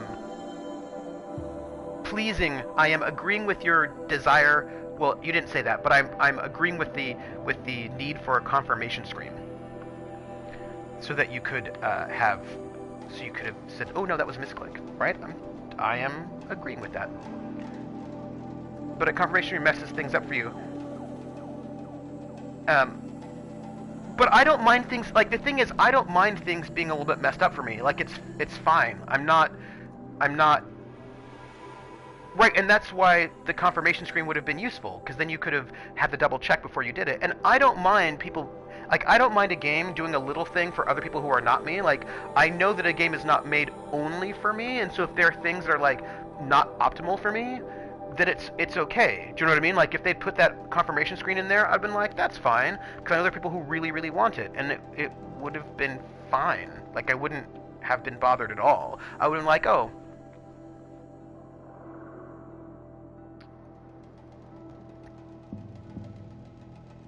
Confirmation would have still annoyed me because I have to go all the way through to redo something.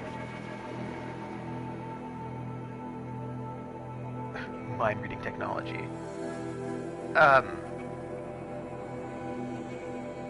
Instead of them just programming a go back in this list of choices.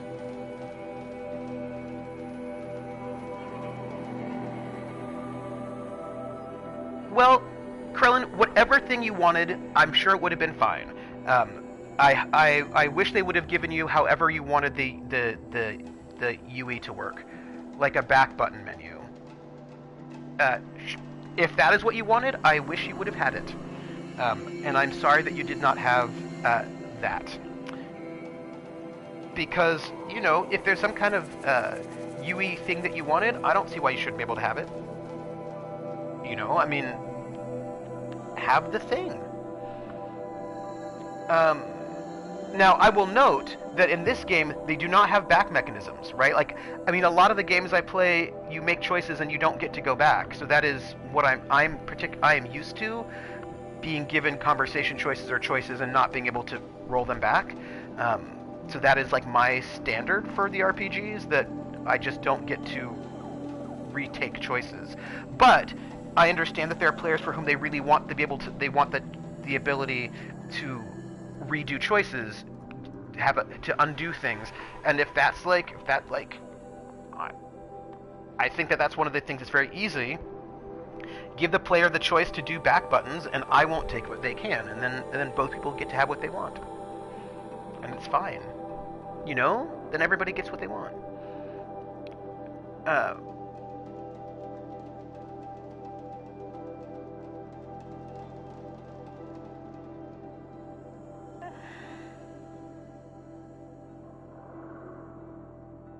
But if you want to be able to just, like, oh, that was a misclick, I should be able to undo a misclick, well then, you know, like, I think that's, I mean, but the thing about the Krellin is that it should probably be available for all choices, because what you think makes sense, somebody else might not think. You might think it makes sense, I wouldn't be able to.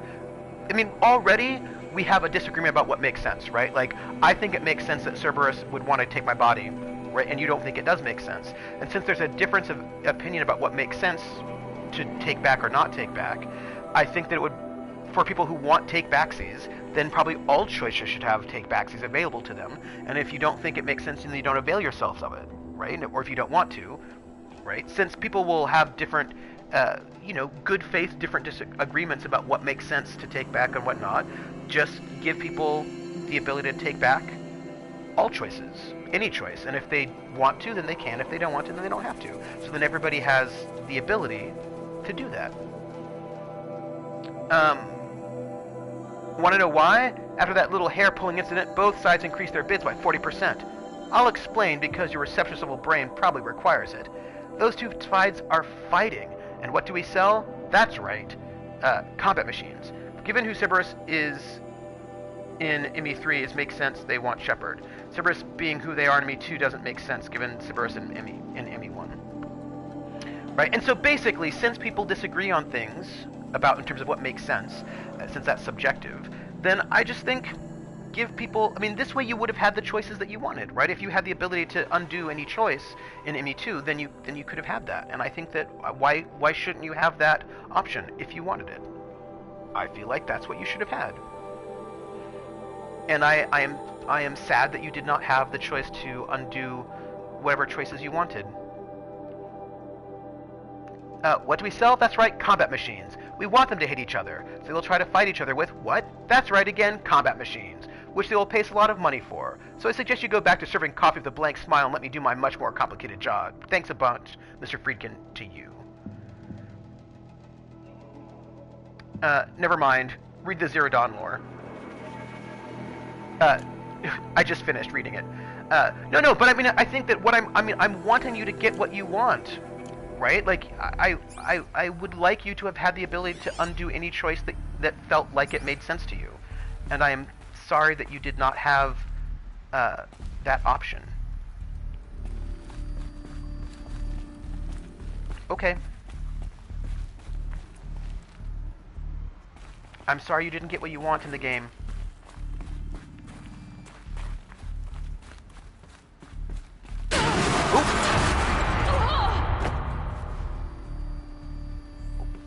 That about? Oh, okay. I fell through some stuff, it looks like. So that was, unfortunate. Whew. Yeah, Looks like I can climb here.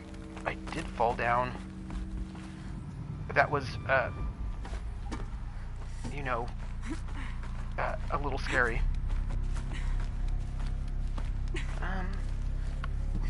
Oop. Can I go back here for a moment? There's a supply crate. Oh, I don't want to go there, though. Okay. That's not what I want. I want to do other things than what are happening. Nope.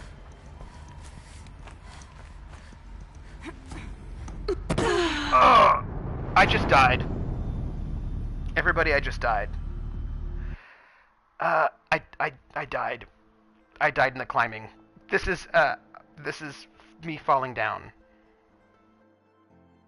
I died. It was... Yeah, I just fell down there, and I died. I jumped off a cliff.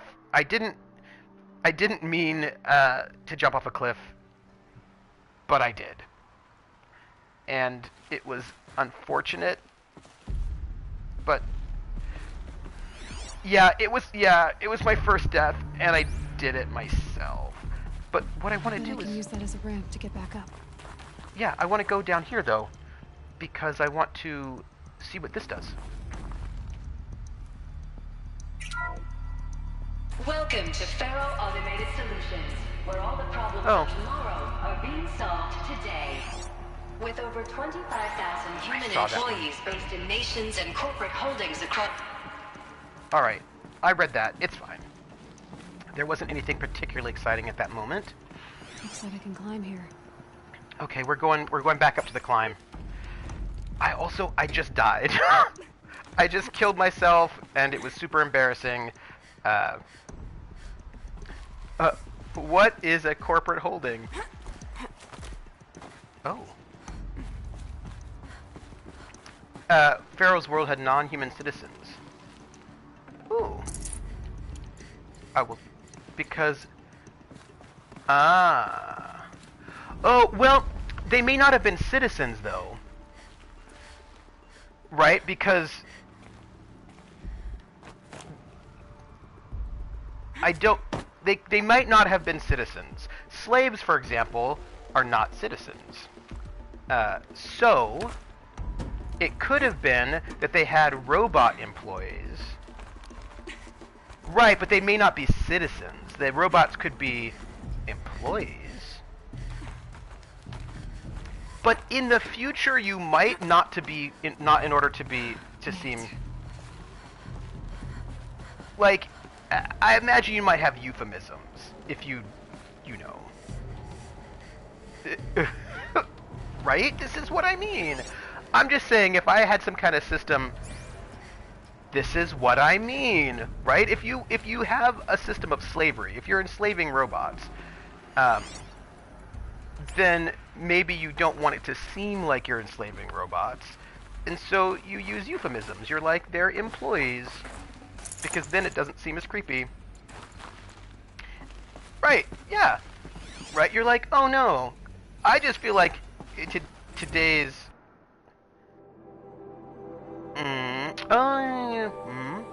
What is this?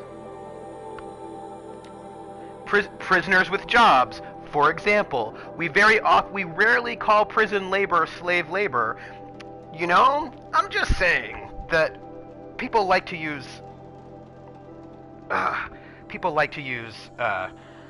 language. Clones, not robots. Security log. High priority alert. Indentured servants. All sorts of that's the term Jeff Goldblum prefers. Right, I'm just saying, there are probably all sorts of euphemisms that people like to use.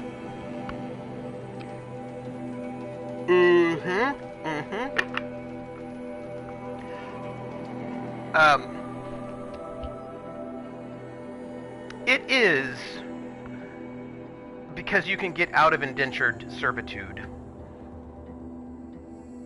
Although slavery, of course, has had different iterations over time. Chattel slavery is different from sort of like old world slavery.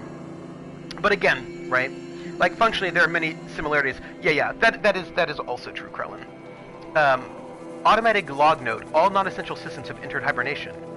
High priority alert. Automated log note. Full lockdown has been initiated. But it's slave adjacent. So I just imagine, right, there are all sorts of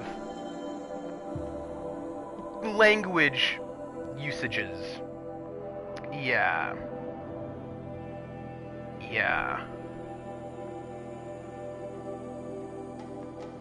I'm also wondering about, saying we have so many human employees may not be about, I mean, it could be about, even in cultures where there wasn't chattel slavery, slavery was usually slaves for life, but their children weren't born into slavery, that's right.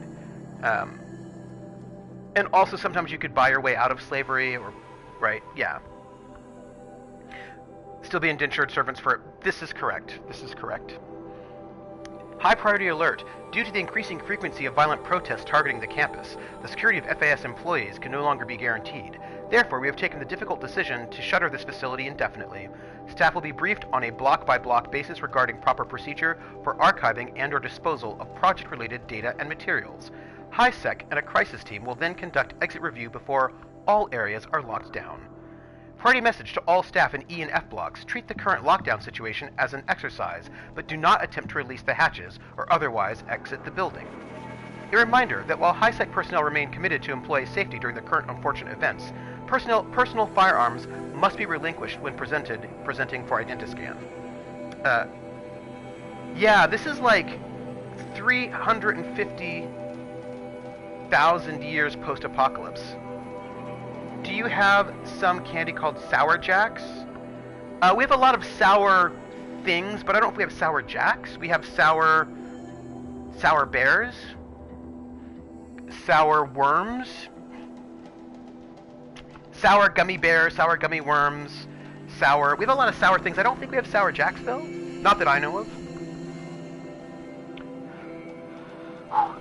Additional public access roads en route to the campus have now been closed to relieve waiting time at the outer security cordons.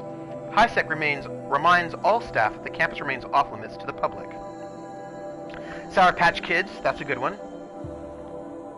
Sour... Then it's a date... There are a lot of things in Europe that are pretending to be American but are not. Like, I have noticed that Europe has a lot of things that they say are American but aren't. including bands. But that is also fine.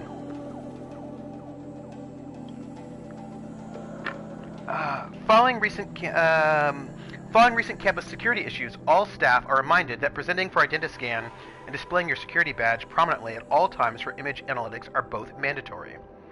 In light of recent acts of terrorism directed at the rapid transit system, HiSec now offers a Big Brother initiative to accompany safe traveling from off-site. Sign-up is required and strongly encouraged. 48 more entries in high security, additional entries corrupted. Like American companies with French names, Target, Target, yeah, like, or things like Haagen-Dazs is an American company. I don't know if Frusenglage is an American company, although it... So people were angry at Faro, at the corporation. They blamed this place for something. Something bad. What are they? What are Sour Jacks, Krellin? I don't know them.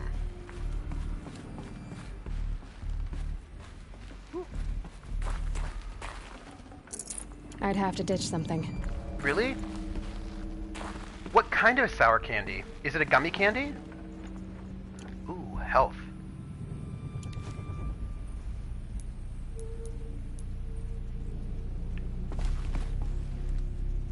Let me see what this says.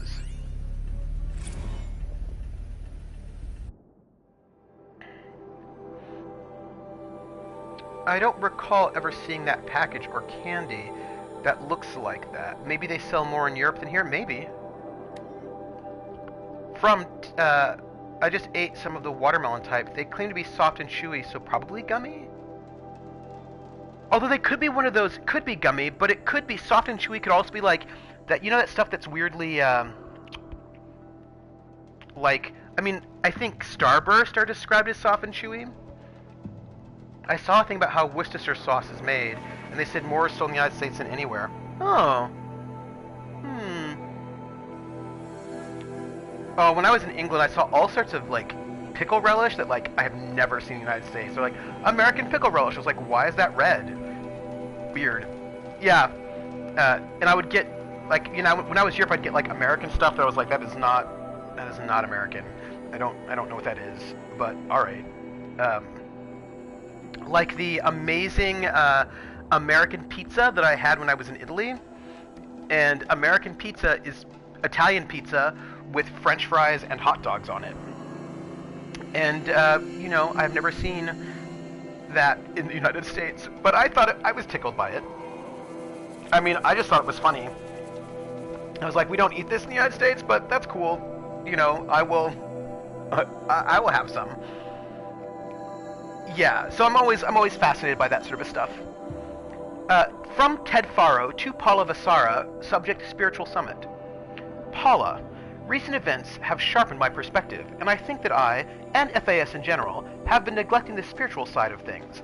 Not under any specific religious framework, of course, but in a more general sense, as in not giving enough thought to our shared values, hopes, and aspirations for the afterlife.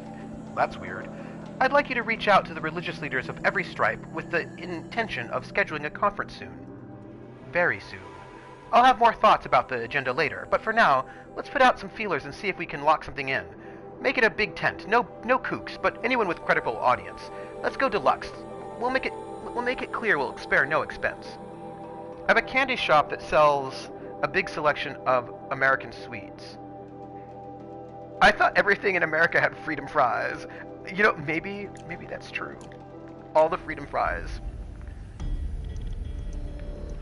Yeah, that interest in, the spiritual side of things feels very ominous to me, and,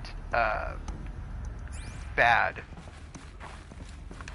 Also, this has been a big, huge apocalypse, hasn't it?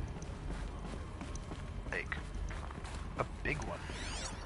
Oh, what are all these things?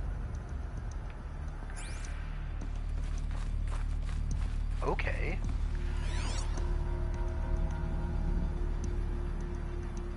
Let's look at these things.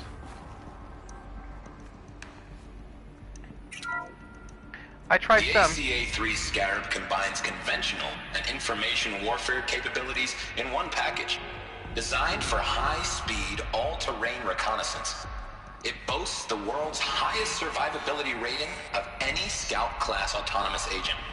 Maybe it's the Scarab's emergency biomass conversion systems that ensure it always makes it back to base, even if fuel supply lines have been interdicted. Or maybe it's the Scarab's ability to slave enemy robots to its own network. Now that's force multiplication. Add a prehensile manipulator arm that can handle a host of functions, from 360-degree less lethal riot management to surgical repairs of Allied chariot line models.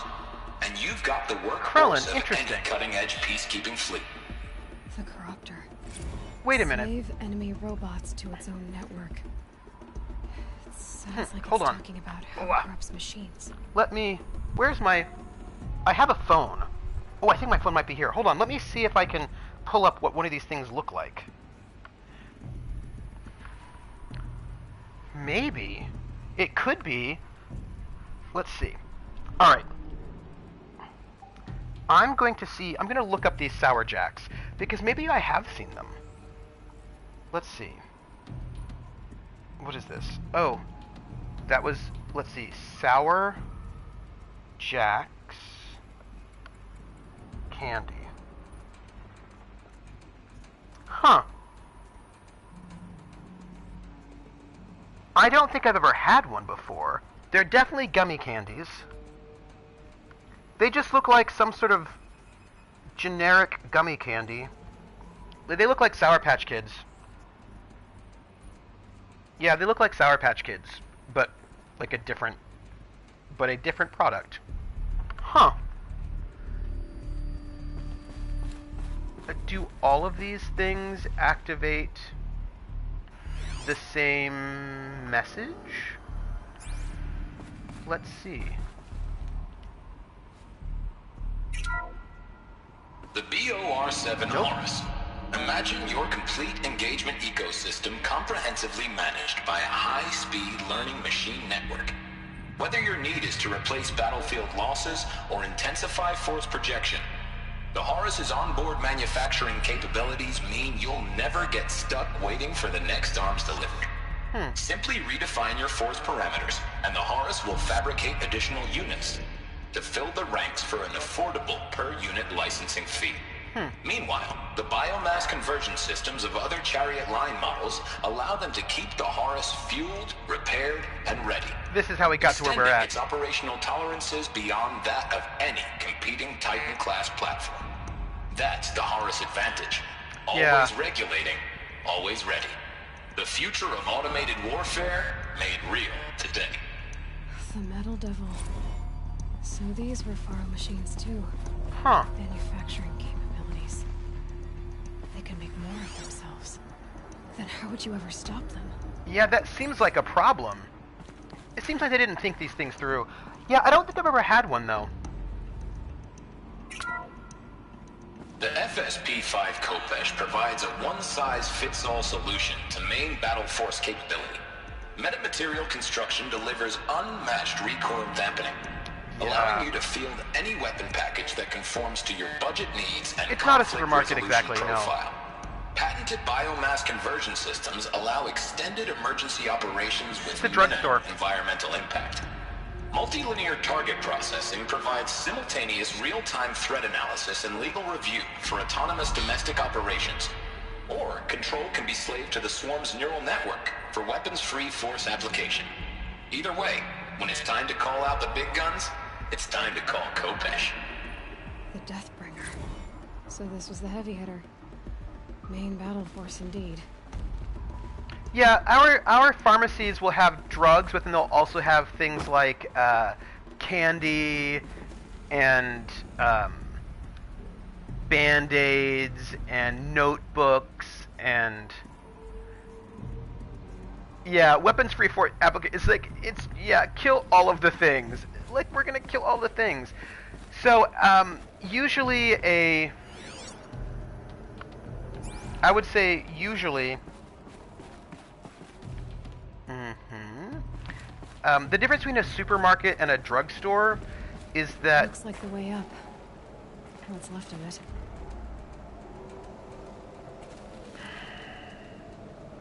So I don't know what all of Europe is like, but I know what Germany is like. Yes.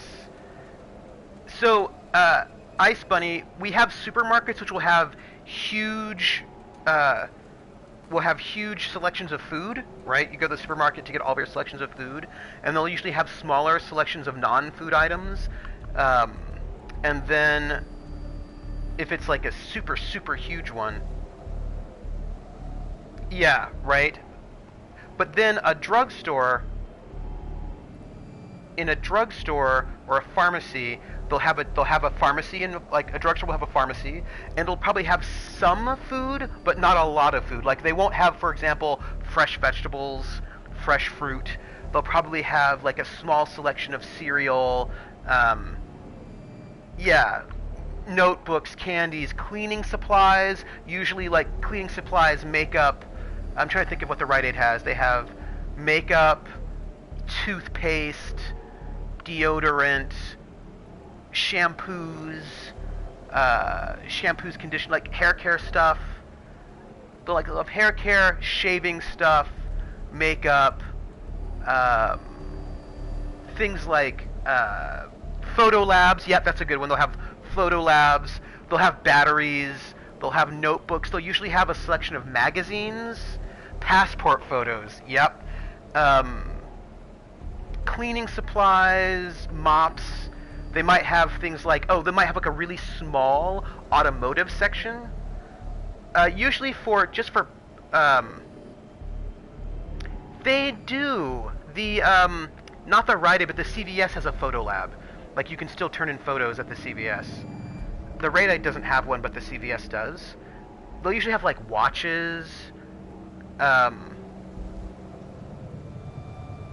Cannot get booze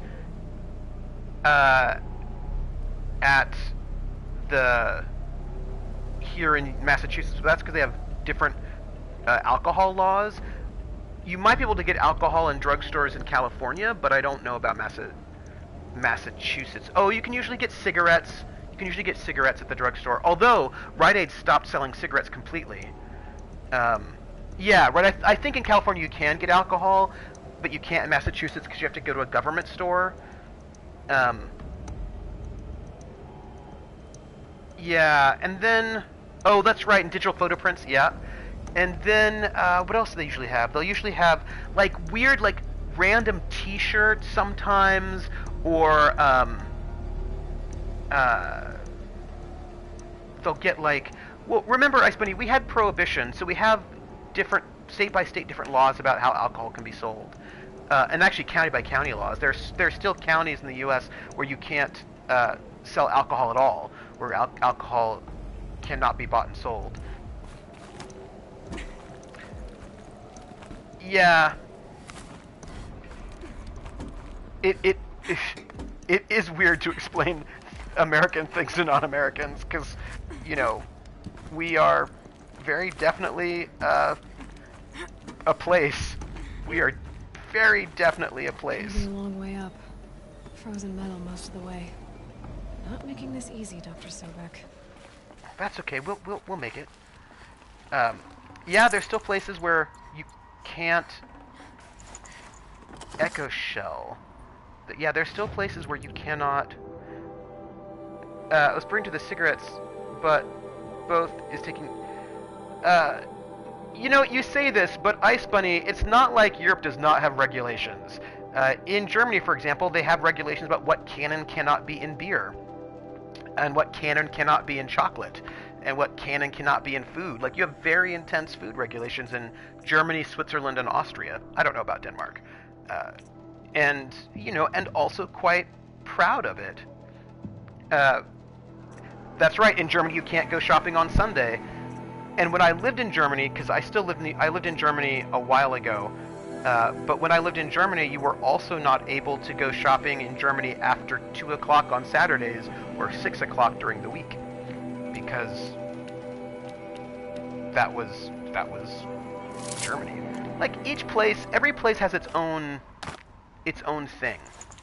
I should drink some water. Drink my water. Yeah, right? Like everybody... When I lived in Germany, right before I left, there was a big debate about extending store hours. Yeah. If plants can find a way to hang on up here, guess I can too. Nope.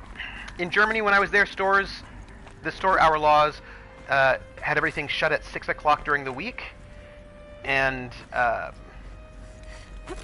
no, actually, I want to go here. Nope, this way. Well, it's interesting, and this was really... Freezing out here. It was really fascinating to me. Also, why am I going up this way and not this other way? What do you think the difference is?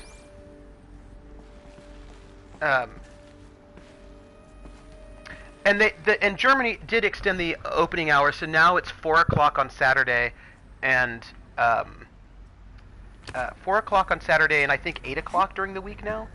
But I remember the debates. It was people were. I don't know where this is going to take me, but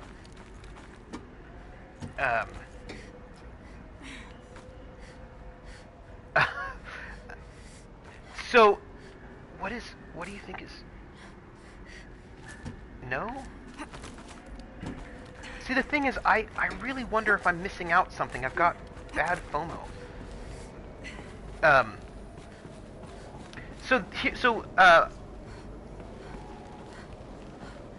So here's the thing I was thinking about, right? The store hours. When there was a big argument about the store hours, and whether or not store hours should be extended or not. That was like a big deal. And I'm gonna see if I can go the other way.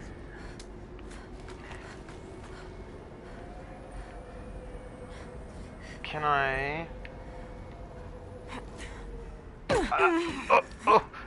Ouch! I sort of died a little bit there. It was very exciting. That was sort of bad. It's fine. Let me heal that up. Luckily I didn't die all the way. Let's jump and see what happens if we go this way. So there was all this debate about this. I live in a desert. No one here would call heating a necessity, even though we do have laws about cutting off gas in the winter. So when they were debating increasing the store hours, the debate went something like this. If you extend store hours, because there's a lot of people who thought that extending store hours was a really bad idea, and they did not want to do it. And the debates they had were really interesting because it made very clear to me the ways in which the United States and Germany are different. Let me play this. That began when they engaged in unauthorized offensive operations against robots and human personnel of the Hearts Timor Energy Combine. Now, I wish that I could relate that the crisis has been exaggerated. Well, that's a good question, Jer. The peacekeepers have not responded to stand-down codes, and by all signs, they appear to be replicating at a precipitous rate. Now, what I can promise, can absolutely assure you, is that I am already devoting every possible resource towards reaching a speedy conclusion to this issue. So when you hear the bad talk about us against this company in the days, maybe weeks to come, just bear in mind that we will get past this. That a day's coming when none of this will matter. What does that mean? Peacekeepers. That's what they called their machines. They were built for war, not peace. I'm glad I walked this way. Okay, so this is what happened. They wanted to extend the store hours, and this had to do with decreasing unemployment, right? They were like, if we increase the store hours, then people will hire more workers, and there'll be less unemployment. So that was like the argument for it. But the argument against it was that there were a couple arguments. One was that it was unfair towards small businesses because large businesses could afford to stay open longer, but small businesses couldn't, so that would be an unfair burden on small businesses. That was one argument, that they wouldn't be able to compete with large businesses. Another argument was that people, and this was the one that was sort of interesting to me, was they said that we don't want to be like the United States, that if we allowed stores to be open all of the time, then the big stores especially would be open all the time, and then people would have to work at those times. That they didn't want people working on Christmas, on holidays. They didn't want people working at midnight. They wanted people home. They wanted people to have times when nobody was working so they could be home with their family and friends on Sundays and in the evenings. Their argument being that it was better for society as a whole to not have shopping open all the time so that people wouldn't have to work all of the time. And so, like, this was one of the arguments that they were making against extending store hours. But right, and they didn't want to replicate that kind of American-style capitalism. That was the argument.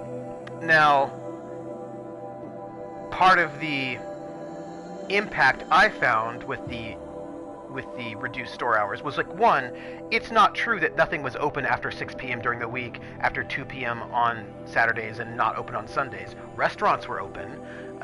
Movie theaters were open, and so people still had to work. It just wasn't the general populace. It tended to be the kind of people that would be employed working as wait staff. And then the other thing is that kind of store hour situation was really hard on single people who had to work regular hours, and also it encouraged people to have a stay-at-home wife, right? So that it was just, especially because German habits involve shopping regularly, not like once a week, but like shopping multiple times a day.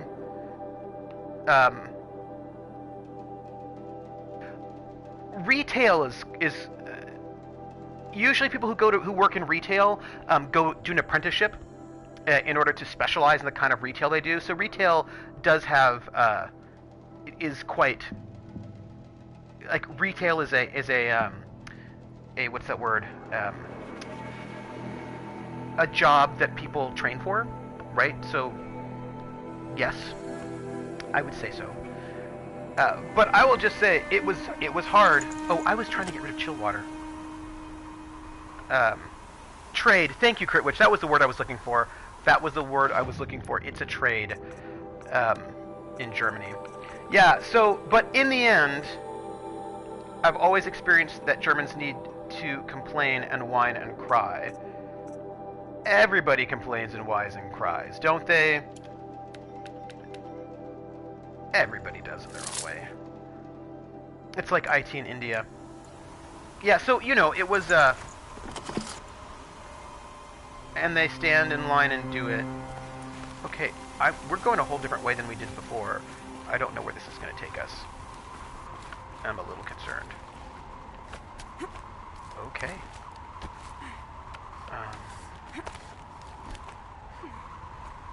Well, let's see what we can do here. I want to stand in line to complain. Let's just take a look at where we're at. Hello. Large snow scariness. I like how Aloy is clearly not afraid of heights in any way, like, at all. Good for her. Anything I should note? Okay, well, this looks relatively new.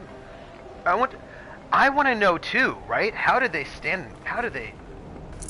And also, this is a wire of some sort, or a hose, and it's looking pretty good. I mean, I suppose they all are overgrown.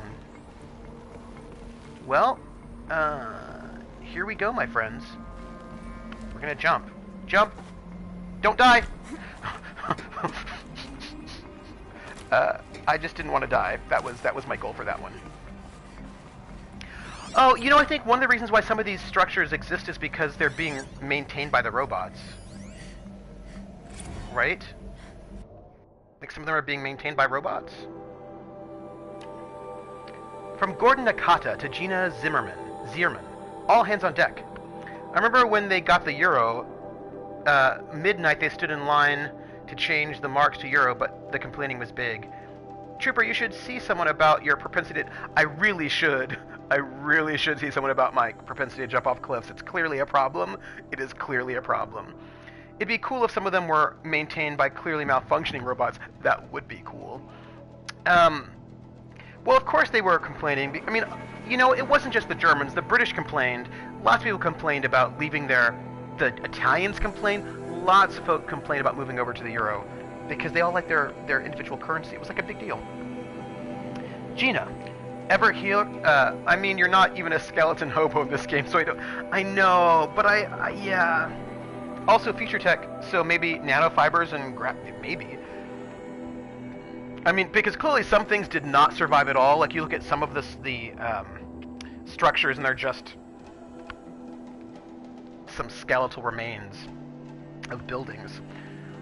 Gina, ever hear of the Melville Island Fruit Association? Neither had I, until they filed suit against us this morning. Apparently, there's a little island paradise off the coast of Australia, population 2,700, all of whom hate us, now that a stray Hearts Timor unit is chowing down on their largest mango orchard. Ooh, that's interesting. I just have the Germans closer by. So in Denmark... Is Denmark in the EU? Because I know that some of the Scandinavian countries are not. I imagine it is, right? Is Denmark in the EU? And if so, are you in the Euro? Like, when you switch over to the Euro, were you just like, woo, Euro, yeah? Or were you like, So apparently, the Hearts Timor unit is eating all their stuff, is chowing down their largest mango orchard. Questionable. That brings the official count of Heart Timor-related lawsuits to 127. Most of them from private companies, but also a bunch from individuals, nation-states, and NGOs. We're in the EU, but we don't have the Euro. Norway's the only Scandinavian country that is not in the EU. Because I knew one of those Scandinavian countries was not.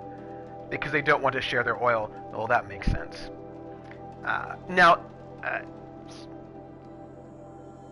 Oh, it is still waffling about it. The UK is still... They keep voting back. Like, that's just a mess. And that's not even counting the mother of all liability claims from Hearts itself. Call every external firm we've ever used, then call their competitors. We're going to need every corporate defense lawyer we can find who's still half sober on the bar. Ooh. So apparently, their robots decided to just start eating all the stuff. That seems bad. I wonder how many PMs are going to go through until... Yeah.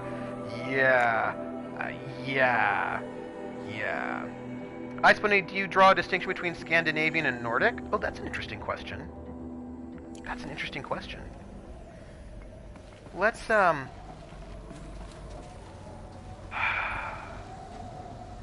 Brexit isn't happening. The people don't actually want Brexit. They don't, but the question is, do the politicians? Because sometimes politicians do stupid things. I'm going to run. The UK is going to build a wall, and the Irish are going to pay for it. No, the Norwegians got an independent country in 1905, and they adapt most EU laws. What for you is the difference?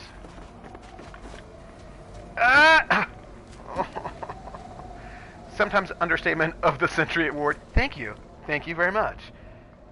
Understatement. So there we go. All right. Maybe I can get out of here. I'm always afraid I'm going to miss something really cool. But, you know. Hey. Scandinavia is Denmark, Norway, Sweden. Finland is like a Nordic nation along with those. So sometimes Estonia, too, maybe others. Estonia, Latvia, Lithuania, I thought we called those... Scandinavia is the language brotherhood of Iceland, Denmark, Norway, and Sweden. So I'm back outside again.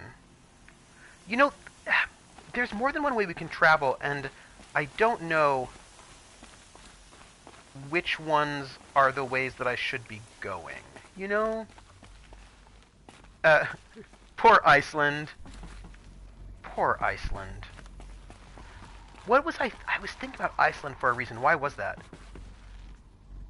I'll go back to Old Norse. I feel like there was a reason why I was thinking about Iceland recently.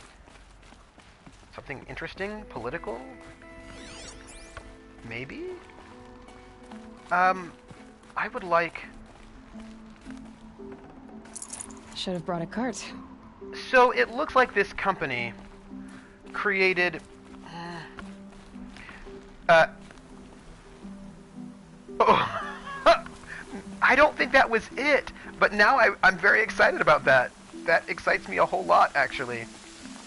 There's something over there. And I'm going to have to... Oh my goodness.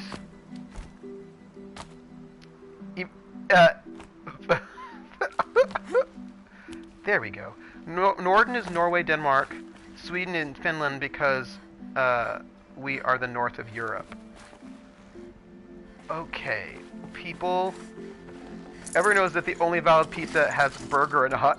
I believe not burger and hot dog, French fries and hot dogs. That's the only valid pizza, French fries and hot dogs. That's the American pizza. Bony meat. I think I'm fine. I don't think I have feelings on pineapple pizza.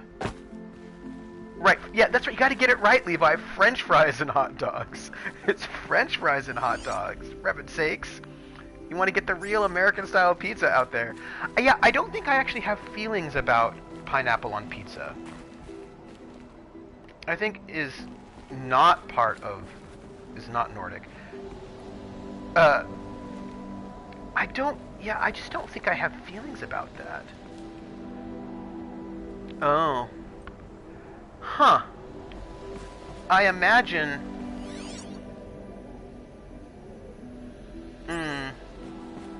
I can imagine... It's funny because, you know, people don't do that with anchovies. Uh-oh. I don't think I've ever had it. Let's see what this is. From Stacy Anders. I've tried it. I don't like it. I like pizza. I like pineapple. I don't like the combination. I think I've had it, and I think that I was just sort of like, huh, about it. That I don't think I had strong feelings one way or the other.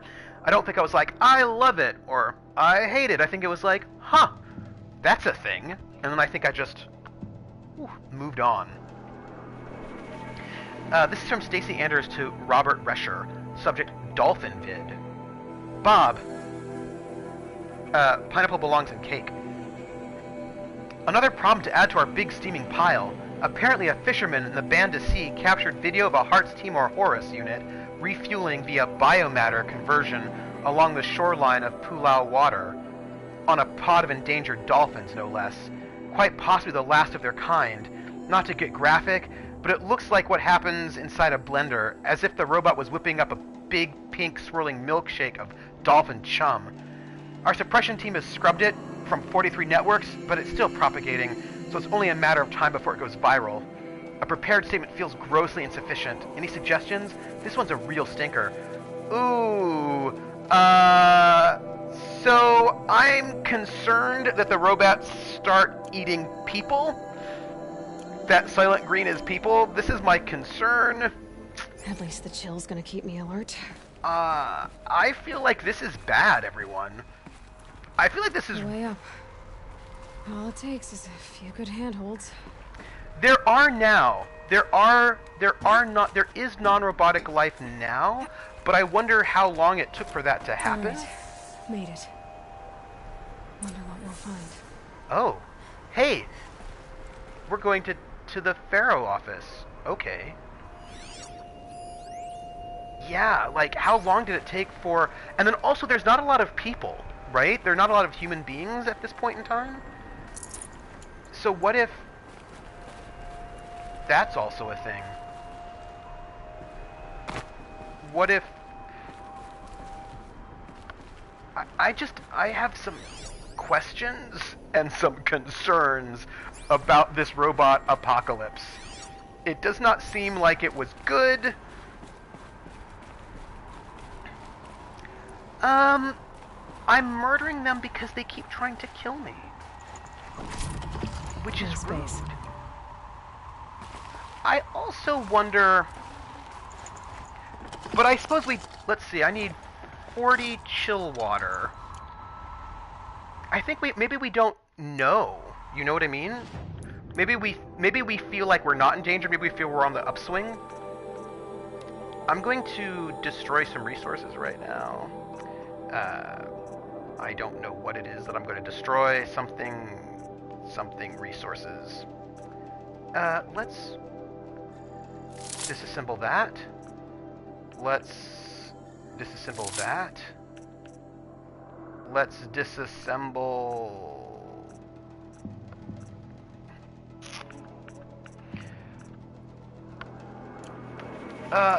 let's pick up things.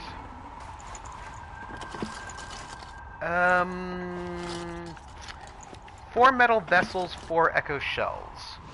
4 metal vessels, 4 echo shells. 4 metal vessels, 4 echo shells.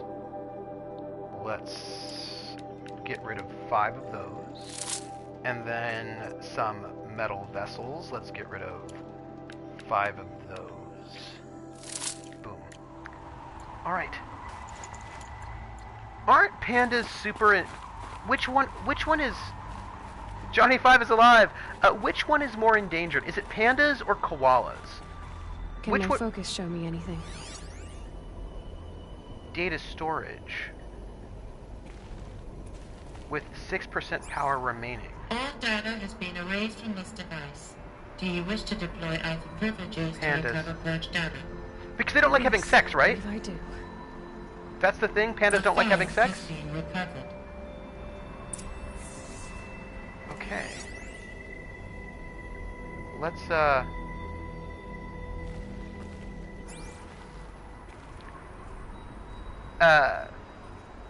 oh, not in front of people. Oh. Let's... data point. Let's,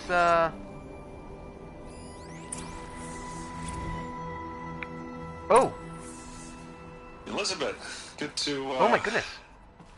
It's been years. Where's your legal team, Ted? No need. I dropped all 18 lawsuits the moment you landed. I assume your data confirms this. Oh. Alright, this promises to be interesting. Hey, perhaps we could have lunch brought in. You know, get reacquainted. I know you, Ted. You screwed something up, something big, or you wouldn't have eaten the crow necessary to get me here. It's the ancestor. So spit it out. There's a glitch in the chariot line. Your killer robots? Peacekeepers, yes, those. Killer robots. So shut them down. Obviously, Liz, we would, if we could. They're not responding. Are you telling me a swarm has gone rogue, Ted? It is, it's Mommy. Worse than that. Show me the data then. And I'll take that lunch. Oh. Ted, you made robots that eat people. Ted Faro brought Elizabeth Sobek here, but they hated each other. Because it was super... Another cell has been recovered. Oh. Gang, we're getting all sorts of story right now. Isn't a glitch. It's a catastrophe. Fully aware. It's bad. Yeah. Bad? Jesus, Liz. It's not bad, Ted. It's apocalyptic. You built a line of killer robots. Peacekeepers. Killer that robots. consume biomass as fuel. In emergencies. And you made them capable of self-replication. Limited, self-manufacture, controlled. Not anymore. The glitch severed chain of command. The only nation this swarm answers to now is itself. You think I... Everything else is just food. And at the rate it's replicating, Ted, it will strip the Earth bare in 15 months. Ouch. We're not talking fall of civilization. We're talking extinction. I get it, Liz. So how do I stop it while it's contained? It's not contained. It can't be. You know what I mean? Right. Before the truth gets out, you mean? Liz, I will do anything you say. Keep working it, and whatever you recommend, I'll do. Wow. I'm gonna hold you to that, Ted. I don't... Oh. Oh. Wow. That's... Oh. Faro robots threatened all life on Earth. But somehow she defeated them. Super the awkward. world of the old ones fell, but life went on, or we wouldn't be here. This is true. A final file has been recovered. Oh, this is super awkward. You know that time when your big megacorp... Project Zero Dawn. Jesus, Liz. There has to be another way. If there were a nicer way to fix your mess, I would have proposed it. But this? This? Ooh, what When is I this? asked you to find a cure, I didn't expect it to be worse than the disease. It's not, Ted. It may be grim, but it's our only chance. Oh. Now sign the proposal. What is it? Sign it? I can't sign that. Yes, you can. That? Liz, I cannot in good conscience sign that. But what is You've it? got a choice, Ted. I know. I am speaking to you from a VTOL en route to U.S. Robot Command. In 15 minutes, I meet with General Harris and the rest of the Joint Chiefs. Oh, What? Are you crazy? Now your choice is what I tell them. Sign, and I'll tell them the wealthiest corporation on Earth has guaranteed the funds necessary to build Zero Dawn. Exactly as I've designed it. Or don't sign, and I will make sure they and everyone else on this planet knows the real cause of the glitch. Ooh. Jesus, Liz. You don't have to threaten me. But apparently she does. I'll sign.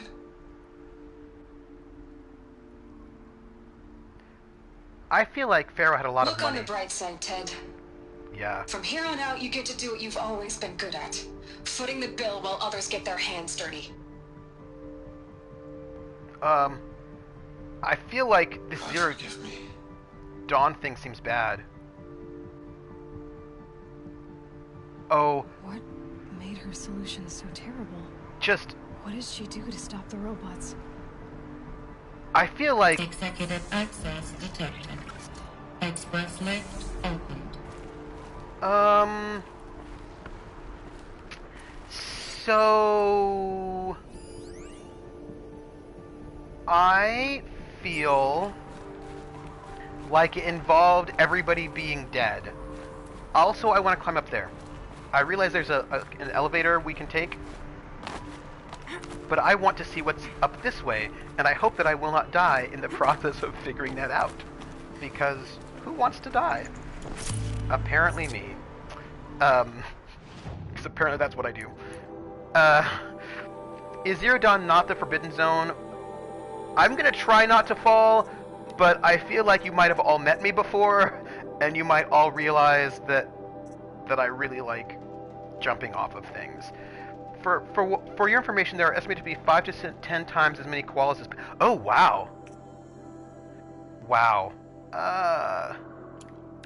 Welcome to Trooper's Fall Simulator. It is my fall simulator, and it's a very special... It's a special thing where we find out if I'm going to be taking some poor choices in my life.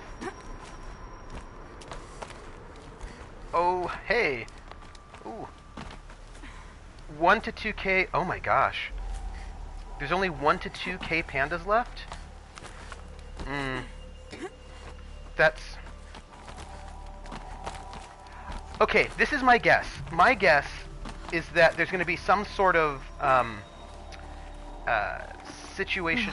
Another power cell. This should help me get to that ancient armor. I found a power cell, everyone! Which means I might be able to do that thing, this quest that we've been, that I've been, like, hanging on to for, like, since the beginning of the game. Oh, I'm glad they're doing better. I'm going to rappel down. Oh! Rope burn! Okay. Hey, gang! I got a power cell, and I am so excited. Executive access detected. Express lift opened. Get some, pandas. Gang. This doesn't add up. Sobek couldn't have been my mother. She lived ages ago. I think you're a clone of her. All this searching, and I'm still no closer. I think it was That's your reaction to everything you've just learned? To whine like a spoiled child? You should really try talking that way to me face to face. As you wish. Who are you? Do you really have no idea how monumental are the discoveries you just made, Aloy? I expected more of you. Yeah, totally a clone. So... Clone. You have a face. Clone. Got a name to go with it? Of all the questions you could ask right now, that's the one you choose. I feel like I know this voice actor. I've spent decades searching the ruins of the old ones, trying to solve the mystery of what happened to them. For years, I've suspected that Thero robots destroyed their civilization, but I could never confirm it. And in minutes, you uncover more ancient knowledge than I have in a lifetime. And what you want to know is my name. Yeah. I feel like I know him. That's my name. Now, why don't you try asking another question? Something less trivial. I feel like I know this guy. I can picture him too, right? Like I feel like I'm seeing his face. I just can't remember his name, but I'm totally seeing his face.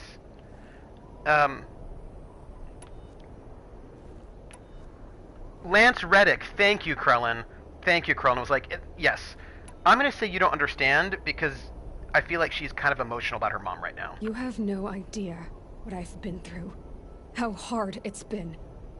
My whole life, I grew up not knowing who I am or where I came from, and then come the Eclipse trying to kill me just because I look like this Elizabeth Sobek woman. And they killed the man who raised you and you found in the mountain as a baby. I already know this. Lance Reddick was in The Wire. Every time I take a step forward, the answers slip farther from my grasp. You just don't understand. He was in The Wire. It's not that I don't understand, Aloy. It's that I don't care. Oh, wow. If the answers keep slipping away every step you take, then you best start running to catch up. Maybe then you'll realize just how big your problems really are. What exactly are you talking about? You've chased a personal riddle into a crowd of larger mysteries. Even looks like Lance Reddick. The common thread is your connection to Elizabeth Sobek. But what is that connection? She couldn't have You're been a my clone mother of if she her. lived centuries ago. We don't know the connection yet. You're a clone. The only way to find out is to keep going, to keep making discoveries. Thanks to you, we've only just now learned that Thero robots once threatened to end life on Earth. Who's we? But it didn't happen. The old one's civilization was destroyed, but life was saved. Cloning. Obviously. So, what did Elizabeth do? How did she stop the robots before all was lost? What was Project Zero Dawn? Exactly the question. Now, are you ready to go get the answer? Maybe. Of course I am. Then why are you still standing here? Maybe she made robot killing robots. I have Not questions. so fast, Silence. You've got some explaining to do. You've got some splaining to I told do. you quite enough. If you still got questions, be quick about it and stop wasting my time. Like, who are you? Where are you from? Oh, I bet I don't have a lot. Can I even ask all of these? Oh my goodness. I want to ask all the questions, but what if I can't? What if they don't let me ask all the questions? Let's see. Let's ask right away with his intentions. That's the first thing we should know. Who are you, Silence? And what are your intentions? You really need to make this personal? Yeah. I'm a lone wanderer who left his tribe behind a long time ago. An explorer of forbidden places, a searcher of lost knowledge. Exactly as I said. Why do you know so much about the Eclipse? I happen to know a lot about a lot of things. If what you're really asking is whether I work for the Eclipse or anyone else, I don't. I'm a nerd. Yeah. I'm nothing if not independent. Okay. Now, if that's enough talking, be on your way. No, I have more questions. Oh no. I'm just getting started. You've been getting a free ride on my focus, risking nothing while I risk everything. Fair. All I have to do is take this thing off my head, and you'll be blind, deaf, and dumb. So quit complaining and answer my questions. That's fair. Very well. Proceed. Okay. I want to know about you tracking my focus. I realize that this is all personal stuff, but I feel like that's where she's at. She wants to know the personal stuff first. You've been using my focus to spy on me. How's that possible? Every focus emits a signal. I hope so. A voice that only other focuses can hear. I know how to string those voices together, how to make them talk to each other, to communicate, even over vast distances. It was. How do you learn to do that? Years of study and experimentation. In principle, it's not so different from how you override machines. I override focuses. And you can spy through other Eclipse's focuses too. Usually. All I'll say is that overriding the connections is complicated. Okay. Well, I want to know who Hades is, since that seems to be the next big thing. So far as I can tell, the Eclipse are just following orders. It's Hades who wants me dead. He's a network specialist. I don't know. The Eclipse describe him as a buried shadow. I think he's Pharaoh. Devil. Right? That thing that spoke to me outside, that made that focus explode. That was Hades. It didn't seem like a person or a machine. I bet it was Pharaoh. Ted like Pharaoh. A phantom. With a terrible voice. All that's certain is that he wants you dead. Because of my connection to Elizabeth. Has to be. So I think he's Ted Pharaoh. Hades is using the Eclipse to resurrect Pharaoh robots. That's a bad But idea. if Elizabeth found a way to stop them centuries ago, if she made special weapons, maybe Hades is worried I'll do the same thing. Oh my goodness. In some of the ancient data I've recovered, there are hints of so-called super weapons being developed. Maybe to stop the robots, the civilization of the older ones had to destroy itself. Maybe. Right, so let's talk about these Pharaoh robots. You said you've known for some time that Pharaoh war machines destroyed the civilization of the old ones. The evidence pointed that way. But until now, I never knew the full scope of their danger. That they could process organic matter into fuel. That's or bad. that the Horus class could manufacture more robots. Like a cauldron on legs. It's like all this is bad. But the robots we've seen so far, the Corruptors and Deathbringers, they don't do those things. Not yet, anyway. So far, we haven't encountered any that are undamaged. At full power, who knows what they're capable of? That's bad. Oh, this is bad. It's really bad, everyone. They want to bring back the... It's bad. It's bad. Is there any chance that Elizabeth Sobek could still be alive somehow? Nope. It's highly unlikely, but not impossible. Some of the ancient data I've recovered includes mentions of life extension techniques. Pharmaceuticals, mostly, an ancient word for medicine. But some were still trying to perfect ways of freezing and unfreezing people. Freezing and unfreezing people? Cloning. Cryogenics, they called it. But there were problems with it. Given Elizabeth's technological acumen, I can't definitively rule out that she found a way to make herself immortal. That would be weird. But this is speculation. Wasting time. All right, fine. Elizabeth told Ted Faro she was headed for a place called U.S. Robot Command to tell people about Zero Dawn. We should find that The place. place still exists as a ruin. The Asaram call it the Grave Horde. Huh. Grave Horde. Cheery name. You'll find it in the eastern mountains, buried under the tangled coils of a metal devil, or a BOR-7 Horus, rather, as we're learning to call them. I'll contact you when you get there. I can't wait. Someday we'll meet in person, and your manners had better be improved. Wow. We just did like some major Well, getting down will be a lot faster than getting up here, at least. plot things. U.S. Robot Command next. We To just learn did the a secrets of Zero Dawn. We did a bunch of stuff, everybody. Let's rappel down. Ooh. I always worry about her hands. Like, all the time. I just feel like the rope burns are going to be real. Oh. I just want you all to know that I'm worried. Oh! I'm dying. I just died. I died, everyone. That was death number 2. I died.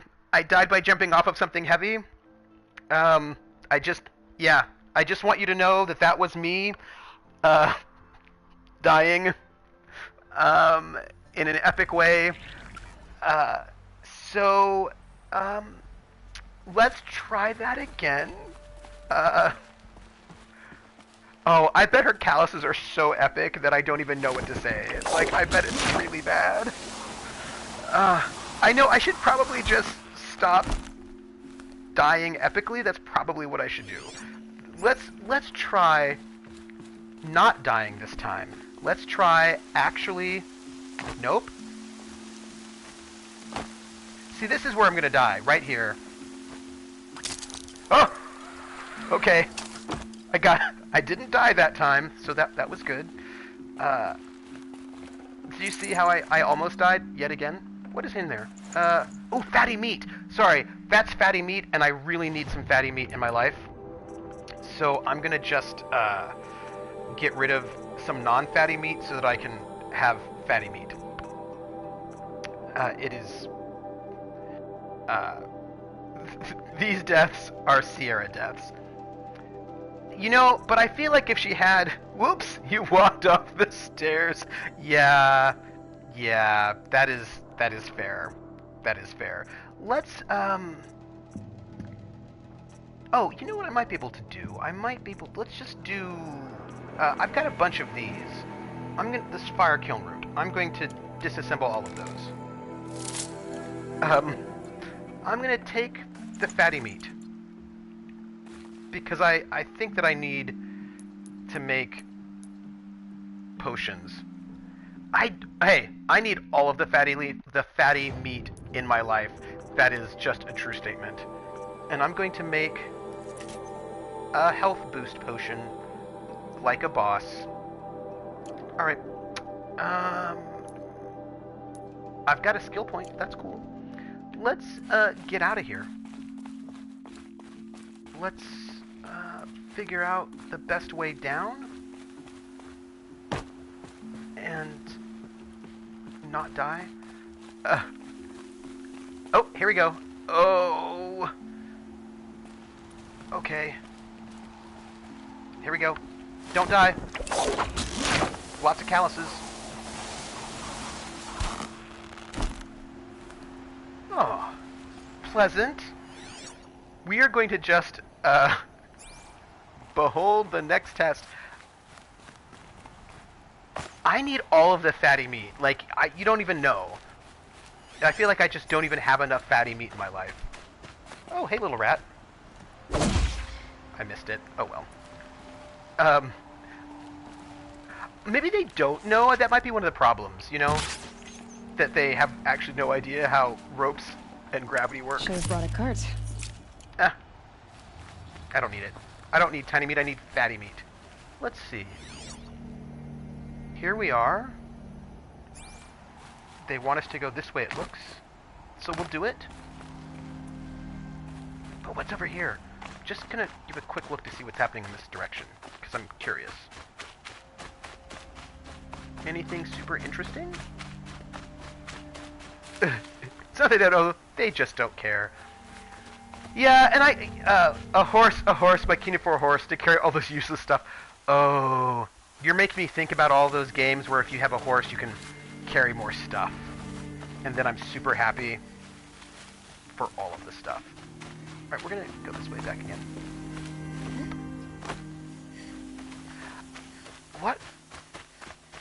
What game am I thinking of? Is it Elder Scrolls? Where if you have a horse, you can carry more stuff? Yes? Maybe? Wow. Oh, hey. We're back where we started from.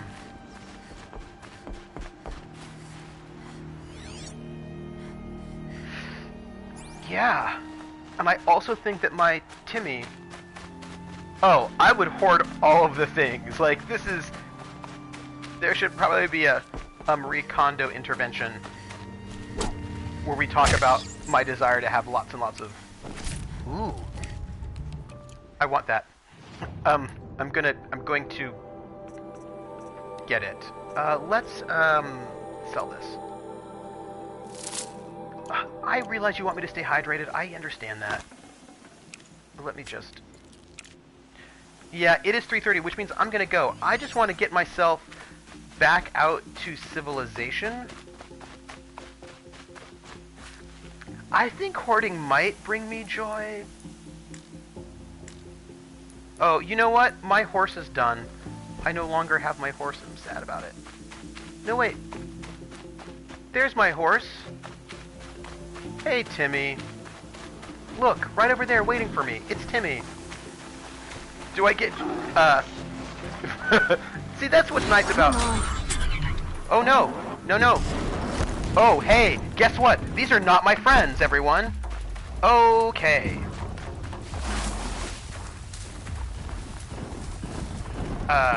Not my friends. Not my friends. I thought that was my Timmy, but it was not my Timmy.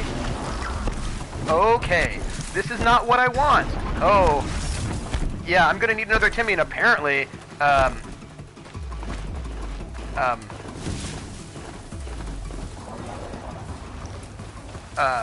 whew. That was awkward. Just... No! Leave me alone! I want you to be my friend. Like, I just want friends. I want to be friends with you.